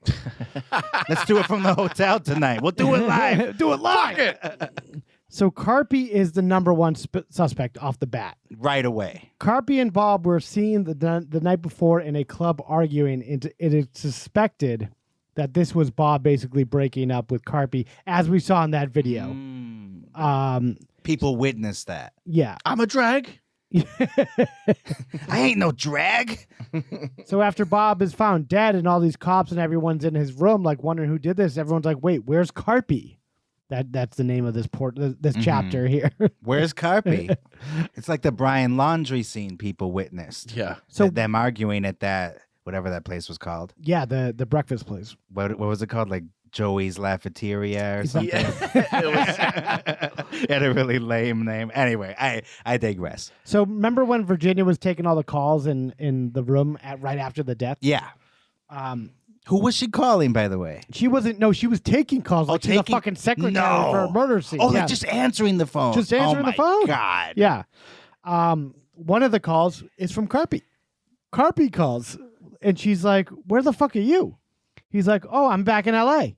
Carpy's already back in L.A. That fast. He was supposed to get a ride from Bob that morning to the airport because he was going back to L.A. anyway, but Bob never showed up, and Carpy never even bothered to check in on him to see if he was okay or what happened. And so is this call a bit of an alibi setup? Yes. Okay. So this is what Carpy did. He called her. He called Bob Jr. And he called like 5 other people that Bob Crane knows. Oh my God. To say, oh, I'm very worried about Bob. I'm back in L.A. You know, like after the body. I heard some noise there last night. I just want to make sure he's okay. Yeah. From my hotel, I could hear it. So remember that missing photo album? Missing photo album? Yeah, that he said Carpy. Oh, yes. Yeah. Okay. Yeah. The detectives, after the fact, believe it may have been Carpy's way of setting up a possible other suspect. Okay. Which is another like a robbery. No, like a boyfriend of someone that Bob was fucking, who was in the photo album. Which is plausible with the amount of women he was sleeping with throughout the 70s. So Carpy calls back at 3:30, and this time Lieutenant Ron Dean took the phone call and identified himself as a police officer investigating an incident at the Crane apartment. He's like, you're talking about the splattered brains on the wall? Yeah. They're like, we didn't mention anything about that. Yeah. Carpy told him, he's like, we were out until the wee hours until 1 a.m. And then Carpy would later revise that to 2:45 a.m. upon questioning. He said he found his own way to the airport later that morning for his flight home. The detective of Dean found it odd that Carpy didn't ask what kind of crime had been committed. Right. Not saying like, hey, is my friend okay? Yeah, or what's what going happened? on? He didn't ask any The questions. curiosity kicks in when you're Dealing not with the involved. police. Yeah. Yeah, like really? What's going on? Is he okay? Yeah. So Carpy, that morning around like 8 a.m., he checks out of his hotel way early. Like way too early for his flight, like hours before the flight even came. Wow. Like 2.5 hours before. And then he claimed later is because he thought the flight was earlier. Oh, come on. Could they see when he bought the ticket? No, he had already had the He ticket did for have some the time. ticket? Yeah. Well, that doesn't mean anything, though, because he could have been planning the murder. Yeah, because what he did is he dropped his car off at Avis at the hotel he was staying at. Oh, okay. And then he just took a cab to the airport from there super early in the morning. So no one knows really what happened between the hours of like 3 a.m. and like 8 a.m. from Carpy. He had to have been freaking out knowing that someone's eventually going to find that dead body. Well, what he did, this is a whole intricate thing. So like it was a passion kill. I think so. Okay. Yeah. This is the most confusing thing. So him and Bob are hanging out the night before, where they're breaking up. And some people say that it was a very contentious hangout they had. And then some of Carpy's, people said, they seemed like they were okay. Carpy's people, who are they? Carpy had, not his people, but like he had like witnesses who said like, they were okay at some point. So maybe the entire night wasn't contentious. And then the moment he broke it off, that's when things got really crazy. And so they go back home. Bob calls his wife and they get in a huge fight and then they want to go back out again. So him and Carpy go back out to another club. They hang out with two sisters. One goes home and one goes with Carpy. And Carpy is going to take this girl home, but this girl's like, this guy's a creep. I want to get the fuck out of here. So she leaves, but he says to her, it's like, because it seems like the girl really wants Bob instead of Carpy. And he goes... The story of their entire adventure together. And he said to her, hey, I promise, if do this for me, please, go to Bob's apartment tomorrow at 1 p.m. And she's like, she just said yes him to death just to get rid of Carpy. She goes, yeah, sure. And then he hands her like a bloody knife. Like, and bring this with you. Yeah. the bloody the tripod. Yeah, tripod. Yeah, you're right. Yeah. So he was kind of purposely trying to set up this entire thing, it seems like. That's what it seems to get like. away with killing his friend. Yeah. And then that last phone call is the one he had where, like, he gave him one last chance. Bob really one last chance to, like, be friends again. And then he still said, fuck off, Carpy. Yeah. Wow. And like at 3 a.m., that's when, after that, something happened. And I think it was basically Carpy hitting him in the head with the tripod. Were they able to at least figure out what time it happened? They said it was any time between, I think it was 3 a.m. and like 5 a.m. And 1 p.m. No, in 5 a.m. I think that was the actual cause. Okay, so like a 2-hour window, 3 a.m. to 5 a.m. Another crazy thing happens. They're driving on the way back from the club initially before they went back out again, and they got a flat tire. And the person fixing the flat tire at the gas station they stopped at could have sworn that someone had purposely popped the tire. And the police believe that Carpy wanted to get him on the side of the road while he was fixing the tire and kill him with a tire iron. Then. Holy shit. Huh. But they went to the gas station instead. Yeah. Look who's Carpy now. Carpe diem, bitch. Carpy's holding up like a crowbar in the air. Then Bob's like, hey, check this out. He turns around and then Carpy hides it really quick. Like, oh, what? So in the room, there was no signs of a struggle at all, except for the fact that the brains were bashed in. Yeah, it looked like he was asleep and was attacked. Yeah, he was a light sleeper, so like whoever got in had a key, but he left all the doors open basically, and whoever would have known him would have known that. Yeah. So it was definitely an inside job. Light sleeper. So he doesn't normally wake up when he's being bludgeoned to death? I guess that's the case I'm trying to make there. Very weird. Yeah. And so he died right after Carpy parted ways with him. Yeah. It's a slam dunk case in most scenarios. Yeah. Yeah, if it wasn't the first case for a particular detective's department. Like the OJ trial. Well, there's a whole other aspect of this of Carpy's rent-a-car. He had rented a from Avis at his Sunbeam Hotel where he was staying, a 1978 Chrysler Cordoba. Avis is also the sponsor of this episode. Yeah. And O.J. Simpson was a spokesperson for Hertz. Hertz, don't it? Hello. He had this car, and all of a sudden he returned it back to Avis, and he wanted it detailed and cleaned. When he returned it, which is a weird thing to request. Clean it. Yeah. What do you care if it's clean? What do you care when you're dropping Unless it he off? doesn't want to get, I'm a devil's advocate if he doesn't want to get charged if it's dirty or something. Nah. Like if they find brain matter. But he also complains about electrical issue in it and it demands it get serviced, and so they have to send it far away. So therefore, they can't look at it right away. That's hilarious. So they clean it and they send it far away. Sounds like he's trying to get something going in like a million different places. I think for this murder. Carpy, he is just really good at whatever he's trying to do at covering up this crime, I guess. Yeah. Because there was a bunch of blood in the car, even after all this detailing. There was? Yes. Oh my God. They found 7 bloodstains in the car. Did they ever find out whose blood? No. Okay. They never found out. They did. There was no DNA testing around this time, so it was just type O, type A, 10 test where you just found out what type of blood you had. And that was a big thing, wasn't it? Where Bob Crane was a certain type that matched the blood that was found in the car? Yeah, he was type N, so it matched him, and it did not match Carpenter. But it's only a 1 in 7 possibility that it was still Bob Crane's blood. It was the same type, but there was no DNA testing yet. Yeah. Oh my God. Yeah. Wow. So whether or not that was it, they couldn't really go down that road. So there wasn't really much they could do. They couldn't really hold Carpy on anything because they didn't really have that much on him. Besides these kind of weird things that could have went either way. And his story, for the most part, was consistent. Right. You know, he changed a couple things, 1 a.m. to 2:45 a.m., stuff like that. So in around 1978, with everything they had, all the blood, the rent-a-car, they had the crime scene and stuff, which was already tainted. Everything was tainted. They decided in 1978 that they could not prosecute Carpy for the crime of murdering Bob Crane.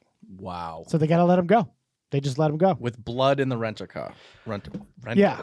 Jesus. Blood in the rent-a-car, they had to let him go, and there's not much they could do. They held on to the blood samples, which was tested 4 separate times in the late 80s and early 90s as DNA technology improved. They find a tripod in his basement.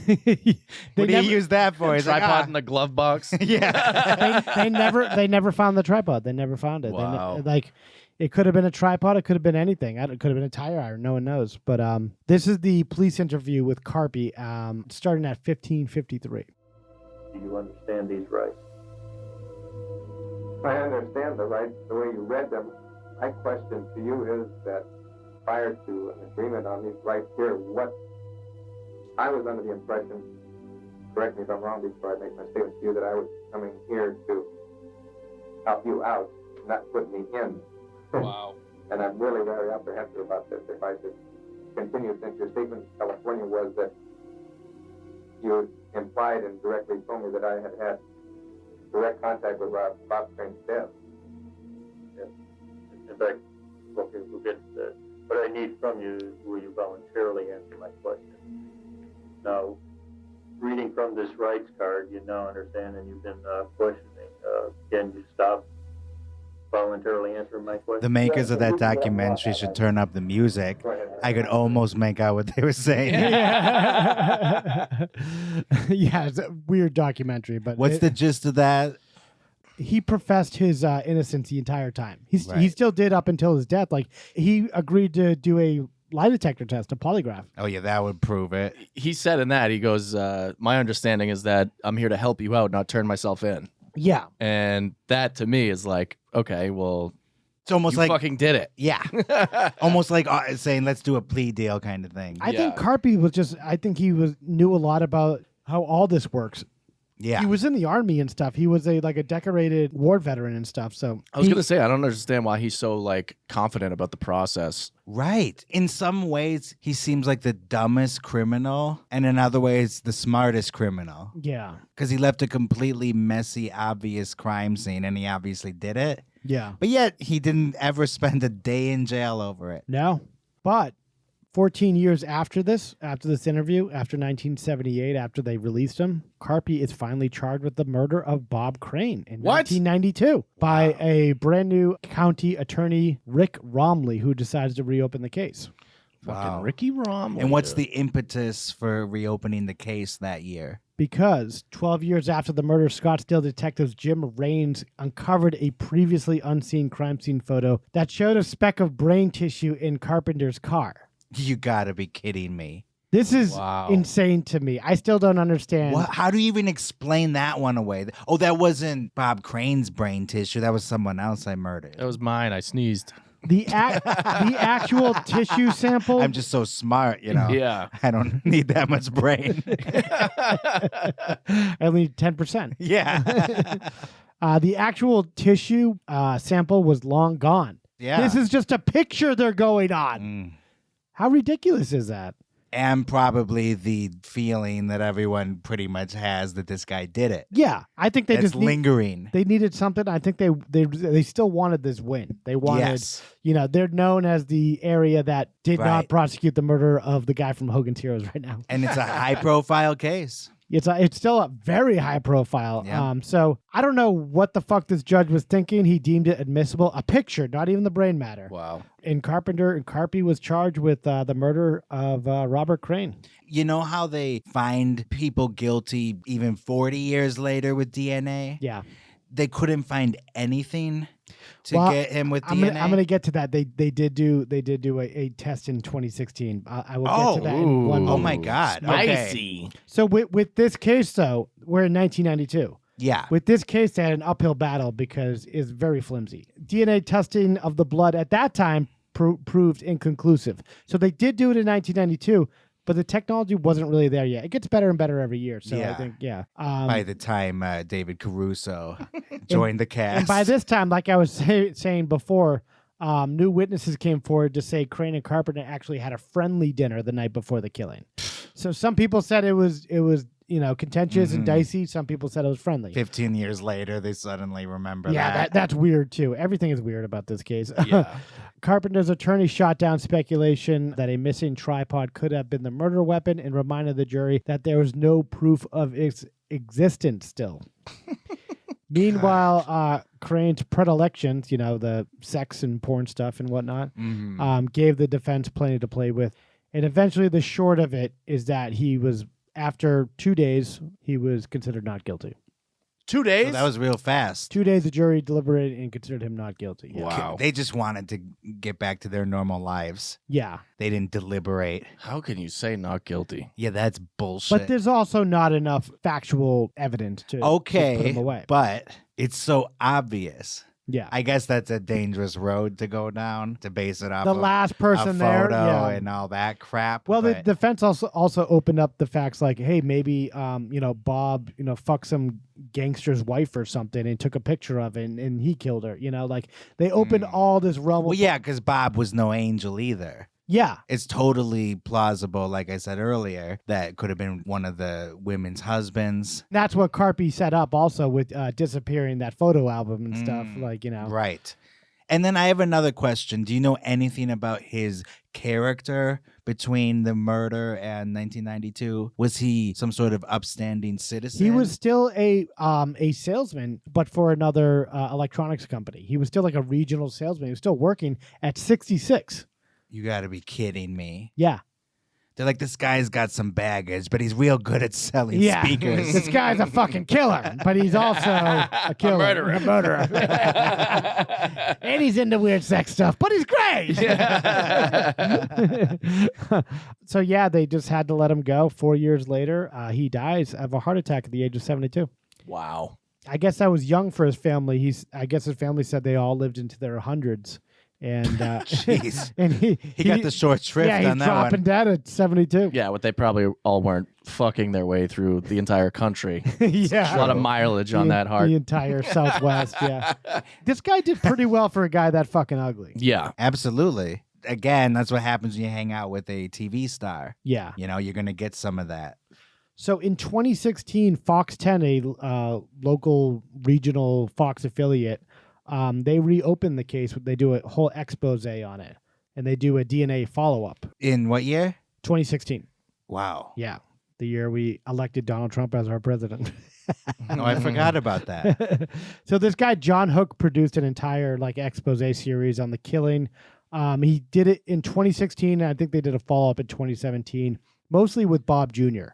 Bob Jr. is one of the most prolific people that wrote about this. He did a big book called Crane about his dad and stuff. Oh, yeah. Writing all about his relationship with his dad that was unorthodox. Yeah, very unorthodox. And then exploring the murder. Yeah. And his theory was that it was Carpy, right? He said it was Carpy, but Bob Jr. also said it was his stepmom, the second mom. Sigrid. Sigrid, yeah. He said it was Sigrid. Patty Sigrid. Yeah. Helga, whatever her name is. Whatever her name is that week. Yeah.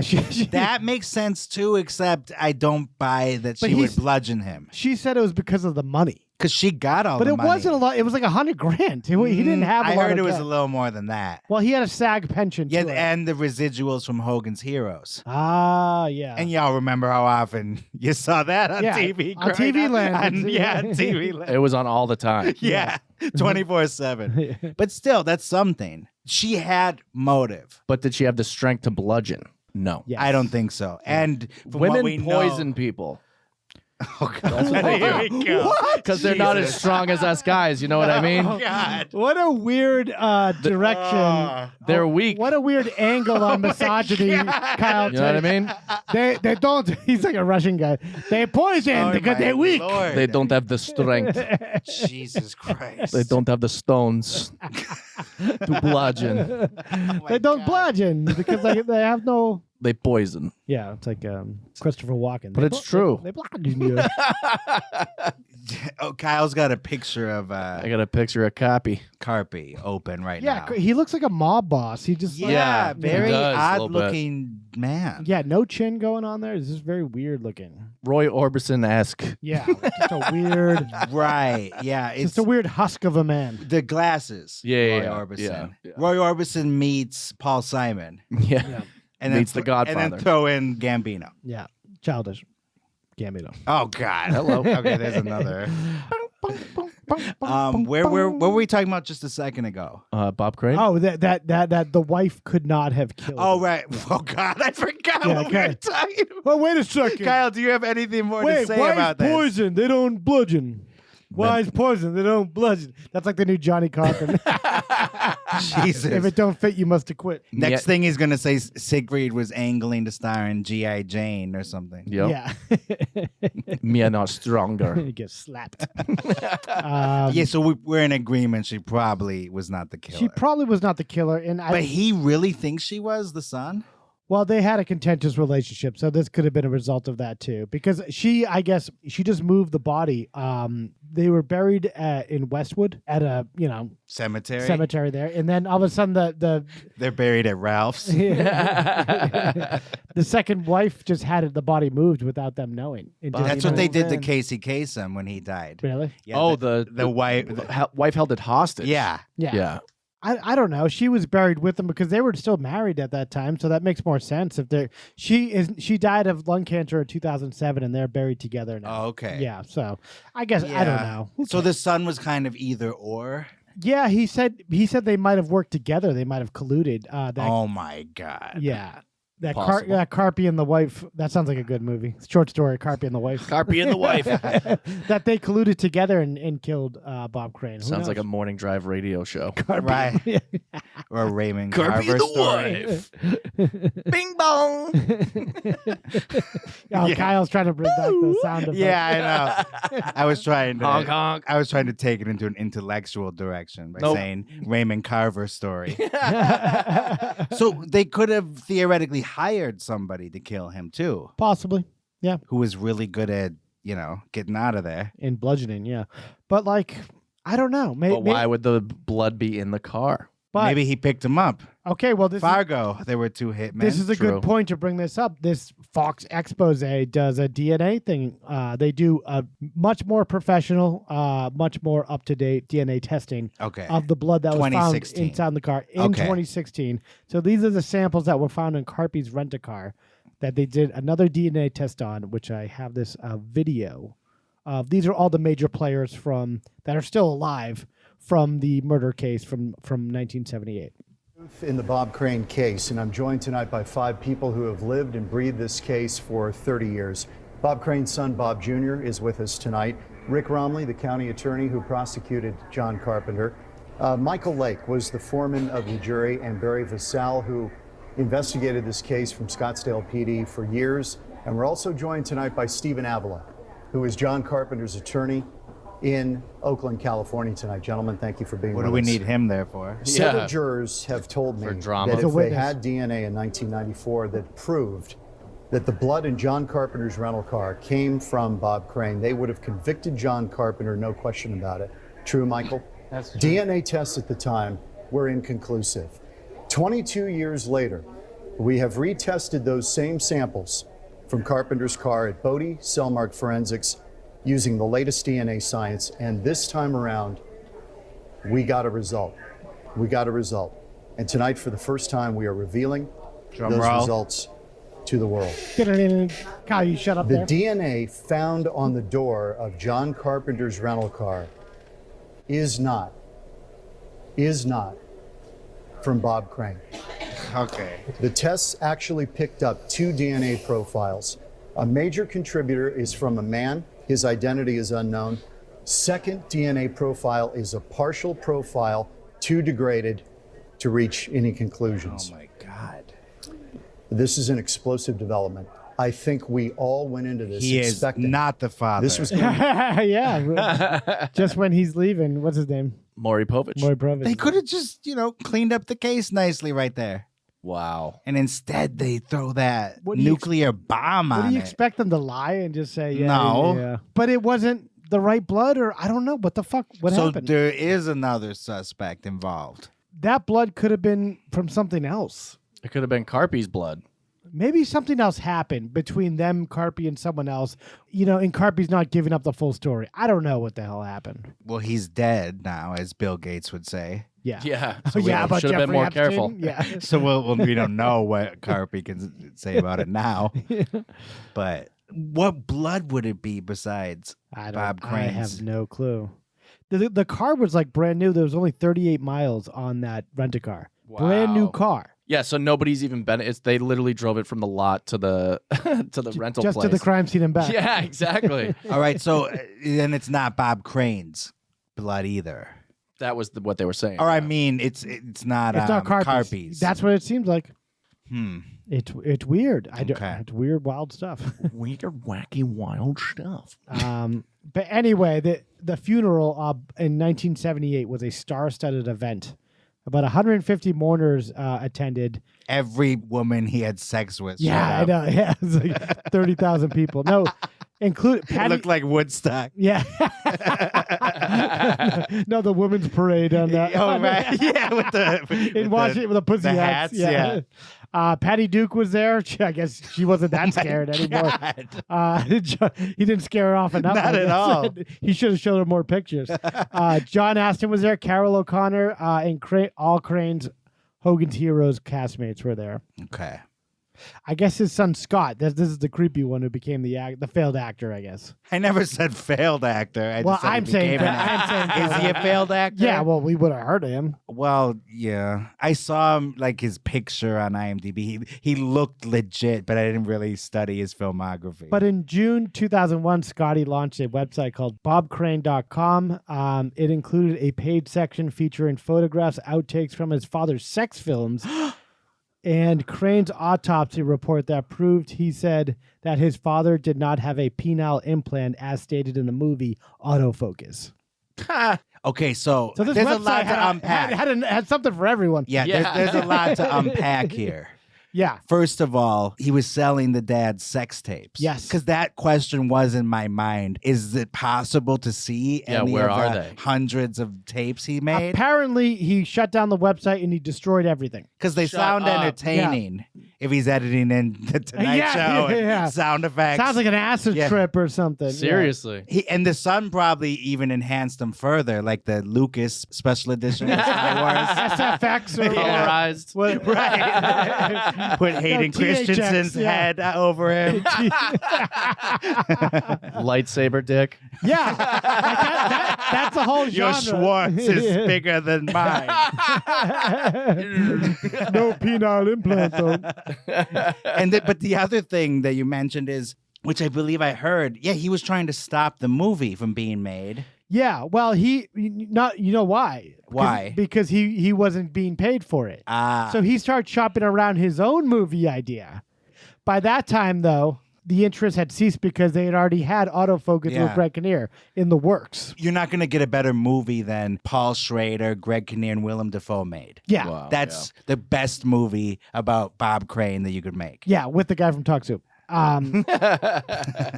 I guess the movie that they were shopping around was called F-Stop or Take Off Your Clothes and Smile. So basically, a piece of rip-off shit. of autofocus. Like, let's Pretty- use another camera term. Yeah. Oh. Yeah, pretty much. With a title way too long. Yeah. But the other son, meanwhile, has a cameo in autofocus. I didn't know that. Yeah. Bob Jr. does? He plays one of the guys that interviews Greg Kinnear in the middle of the movie. Oh, okay. Something about the play or the show ending. Yeah. Yeah. That's him. Well, there's a weird moment where Bob Crane is like doing a cooking show in Canada. In which he has a meltdown and starts talking about like weird sex stuff and like it's like weird. Like, check out this balloon smuggler up front here. Yeah.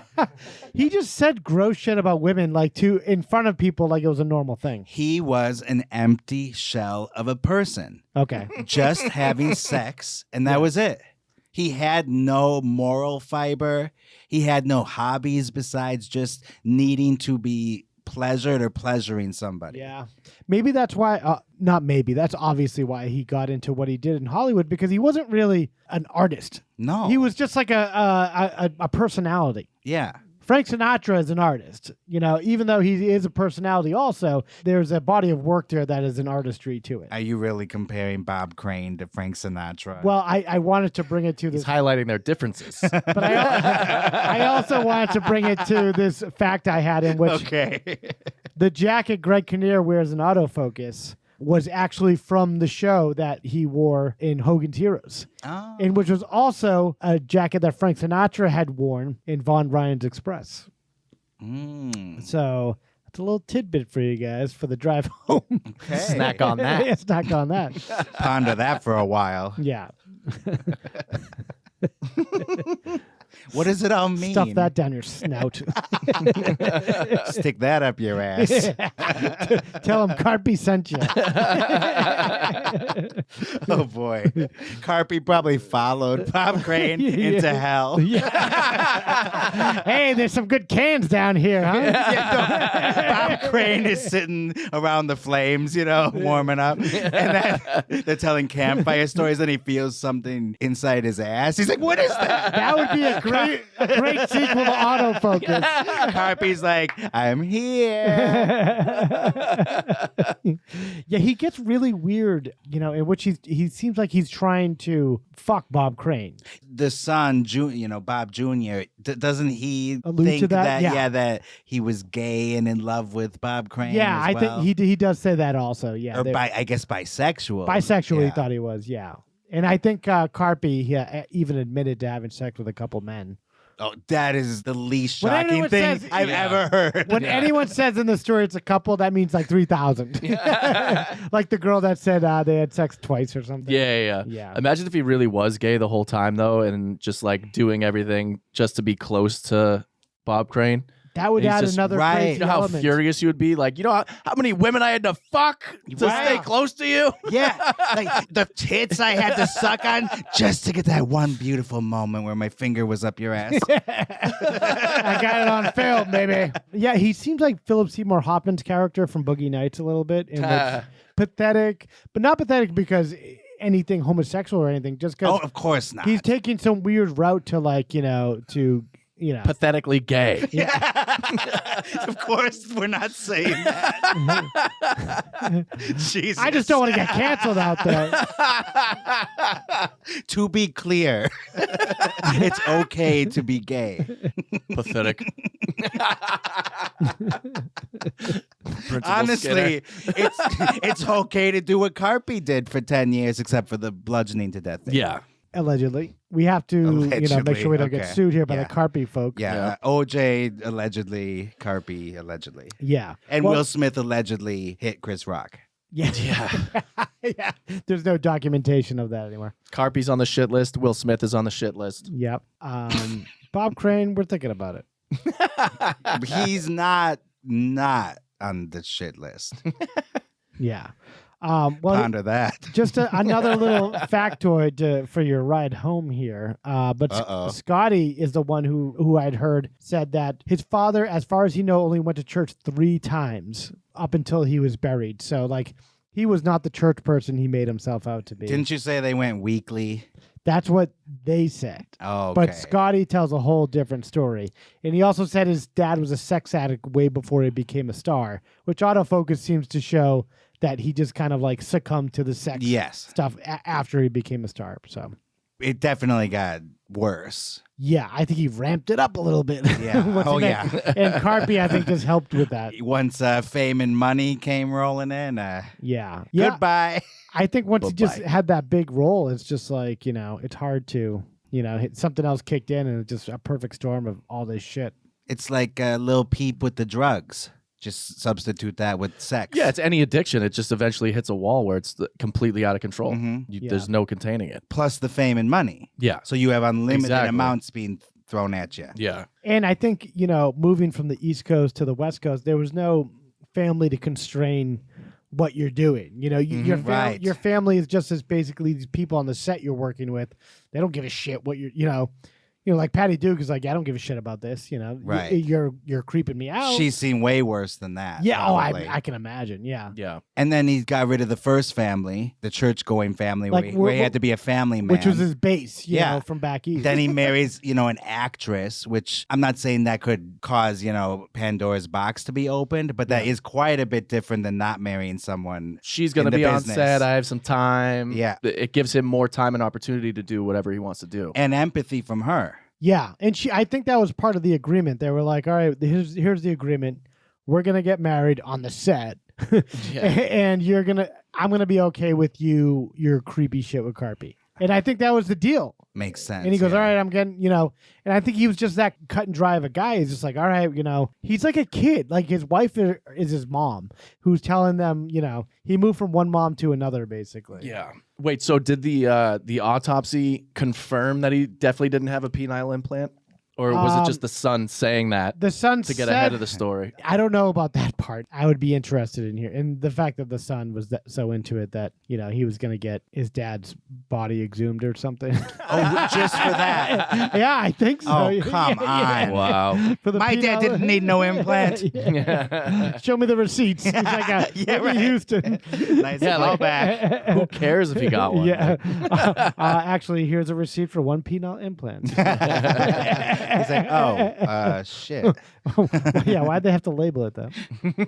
I have one really quick blind item theory. Okay. There was this thing called the Bohemian Grove Sex Club Of course. in Northern California. Yeah. And blah, blah, blah. There's tiers of power, political power and power in entertainment, like the Sinatras, the Reagans. you know. Bob Crane was somewhere on that ladder in this sex world. Are you serious? In this Illuminati sex club. And things were starting to leak, like the Roman Polanski case, for example. Other than their penises. And other things were leaking. So Bob Crane was kind of one of those liabilities. One theory is they rubbed him out. Really? And not the way you're thinking. Yeah, I was like, they jerked him off to death? Well, they got rid of him. Out. Yeah, from the Bohemian Sex Club. They got rid of him. Yeah. That's a theory. The Bohemian Grove is still going on, according to Alex Jones. Well, and Tim Dillon also, right? Yeah. There's Well, that's not a shocker. Yeah. Well, the microscope is on them these days. Yeah. Everyone's looking at that because Bill Gates is involved with that too, right? Possibly. I guess Bob Crane's mysterious murder isn't enough to bring them down. Yeah. Yeah. This vague explanation. It wasn't even enough for Scottsdale to get an actual homicide department. So why would it be enough for anything else? They did a couple years later. Those after nincompoops, and then they did a reunion on that news program in 202016. Yeah, these and then they say it wasn't his blood. Yeah. Wah, wah, wah. I know. Yeah. Why'd you just bring us all here? Like they This were could have been an email. horrible. Yeah, right. This could have been an email. This could have been a Post-it note. Yeah. They were horrible in the original investigation. Then they do a reunion. Yeah, which is just as bad. They brought the same boots they stomped around the crime scene with. Yeah. I mean, geez, what a non-event. It was like the Geraldo with Al Capone's vault. Yeah. The results are... It wasn't his blood. We're going to go to commercial here. Which will be more interesting than this program. Than this bullshit. There's old bums here talking. Yeah. That's it. That's all I got for you guys. Final thoughts. That's crazy that no one was ever convicted in the case. But it was name it was Carpy. Rhymes with Harpy. Carpy. John Henry Carpenter. It was interesting looking at this, just seeing how it like a crime scene unfolds, and obviously it's a bad example of one, but Carpy, I think, was just on his toes when it came to coming up with this alibi and everything, and just doing all this. I don't know, Yeah. But he can't possibly know how inept the whole autopsy and investigation team was going to be. No, but if you anticipate any police department being stupid and just know how fallible they are in general, even with a great squad of investigators, you could poke holes in any of this shit. But it's time. It's you have to pay an attorney. You have to like do all this shit. It's just time consuming. It's probably the worst example of a murder investigation. Yeah. Besides OJ. Either way, if you're the last person to see someone alive that was bludgeoned to death and murdered, you should expect to be hassled. Yeah. Oh my God. Yeah, I think it's like 90% of the time it's the last person that claims they were with them or whatever. Very official stat right there. Okay. They might as well have sent in the Three Stooges to investigate this. Yeah. Exactly. You know what I'm saying? Yeah, I hear you. Kyle, give me a little... He's just running. He's like, yuck, yuck, yuck, yuck. Running in circles on the bed.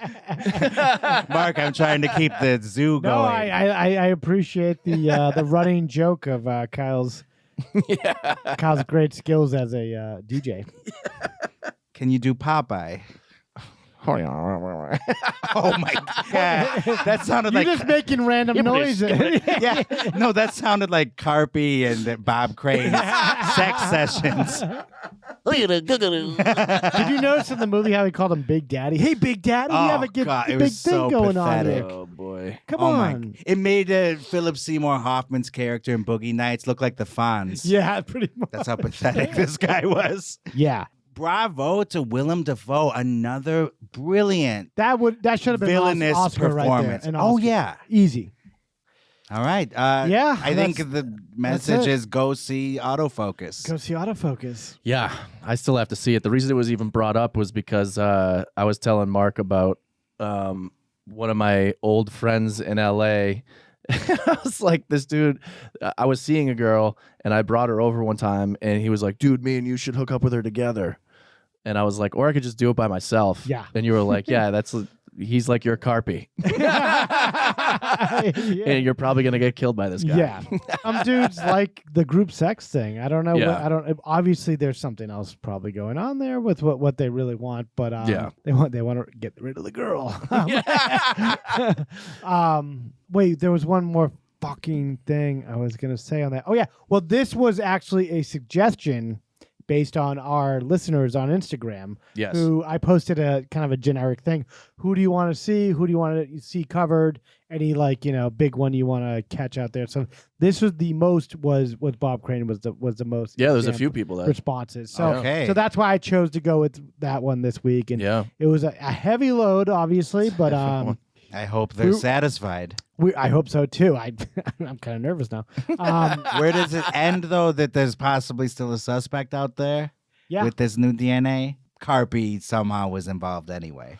It seems all the major players or people that would know exactly what happened are dead. Carpy's dead, Bob's dead. I think that girl from the best little whorehouse in Texas is dead.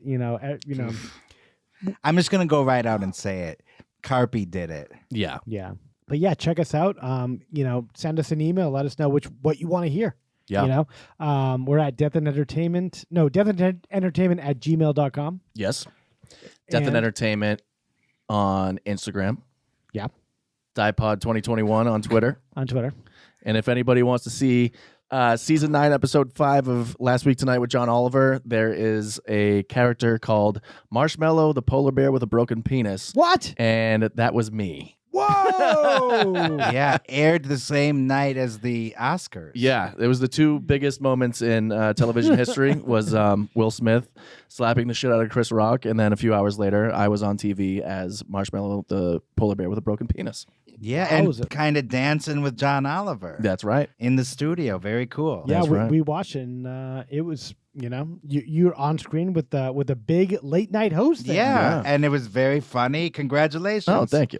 Good stuff. You would never know it's me, but it well, is. you know what though? Knowing it's you, like all the movements, it was really funny. You were like doing slapstick, right? Yeah. It was like physical comedy. Yeah, like Charlie I'm Chaplin. not joking here. Yeah. You were good. You were Buster good. Keaton, Yes. Kyle was Turner's Buster grave. Keaton. Yeah. That's right. Charlie Chaplin, Buster Keaton, Yeah, you name it. all in one. Yeah, and the Marx Brothers And the Stooges. And also we're on Death and Entertainment on YouTube. That's correct. We are. And we have some fans there that look forward to us every week. Yeah. What's her name? Samantha commented that she looks forward to us every week. Yeah, she's great. You know, we appreciate that a lot, and we hope you like this episode. And we need this like Carpy needed like Bob Crane. So, yeah. Thank you very much, guys, and thank you for putting up with me and us and all this stuff. That's right. All right, Mariska Hargitay. See you next week. Hargitay. You have just heard A true Hollywood murder mystery. I have never seen anything like this before. The movies, Broadway, music, television, all of it. A place that manufactures nightmares. Okay, everybody, that's a wrap. Good night. Please drive home carefully and come back again soon.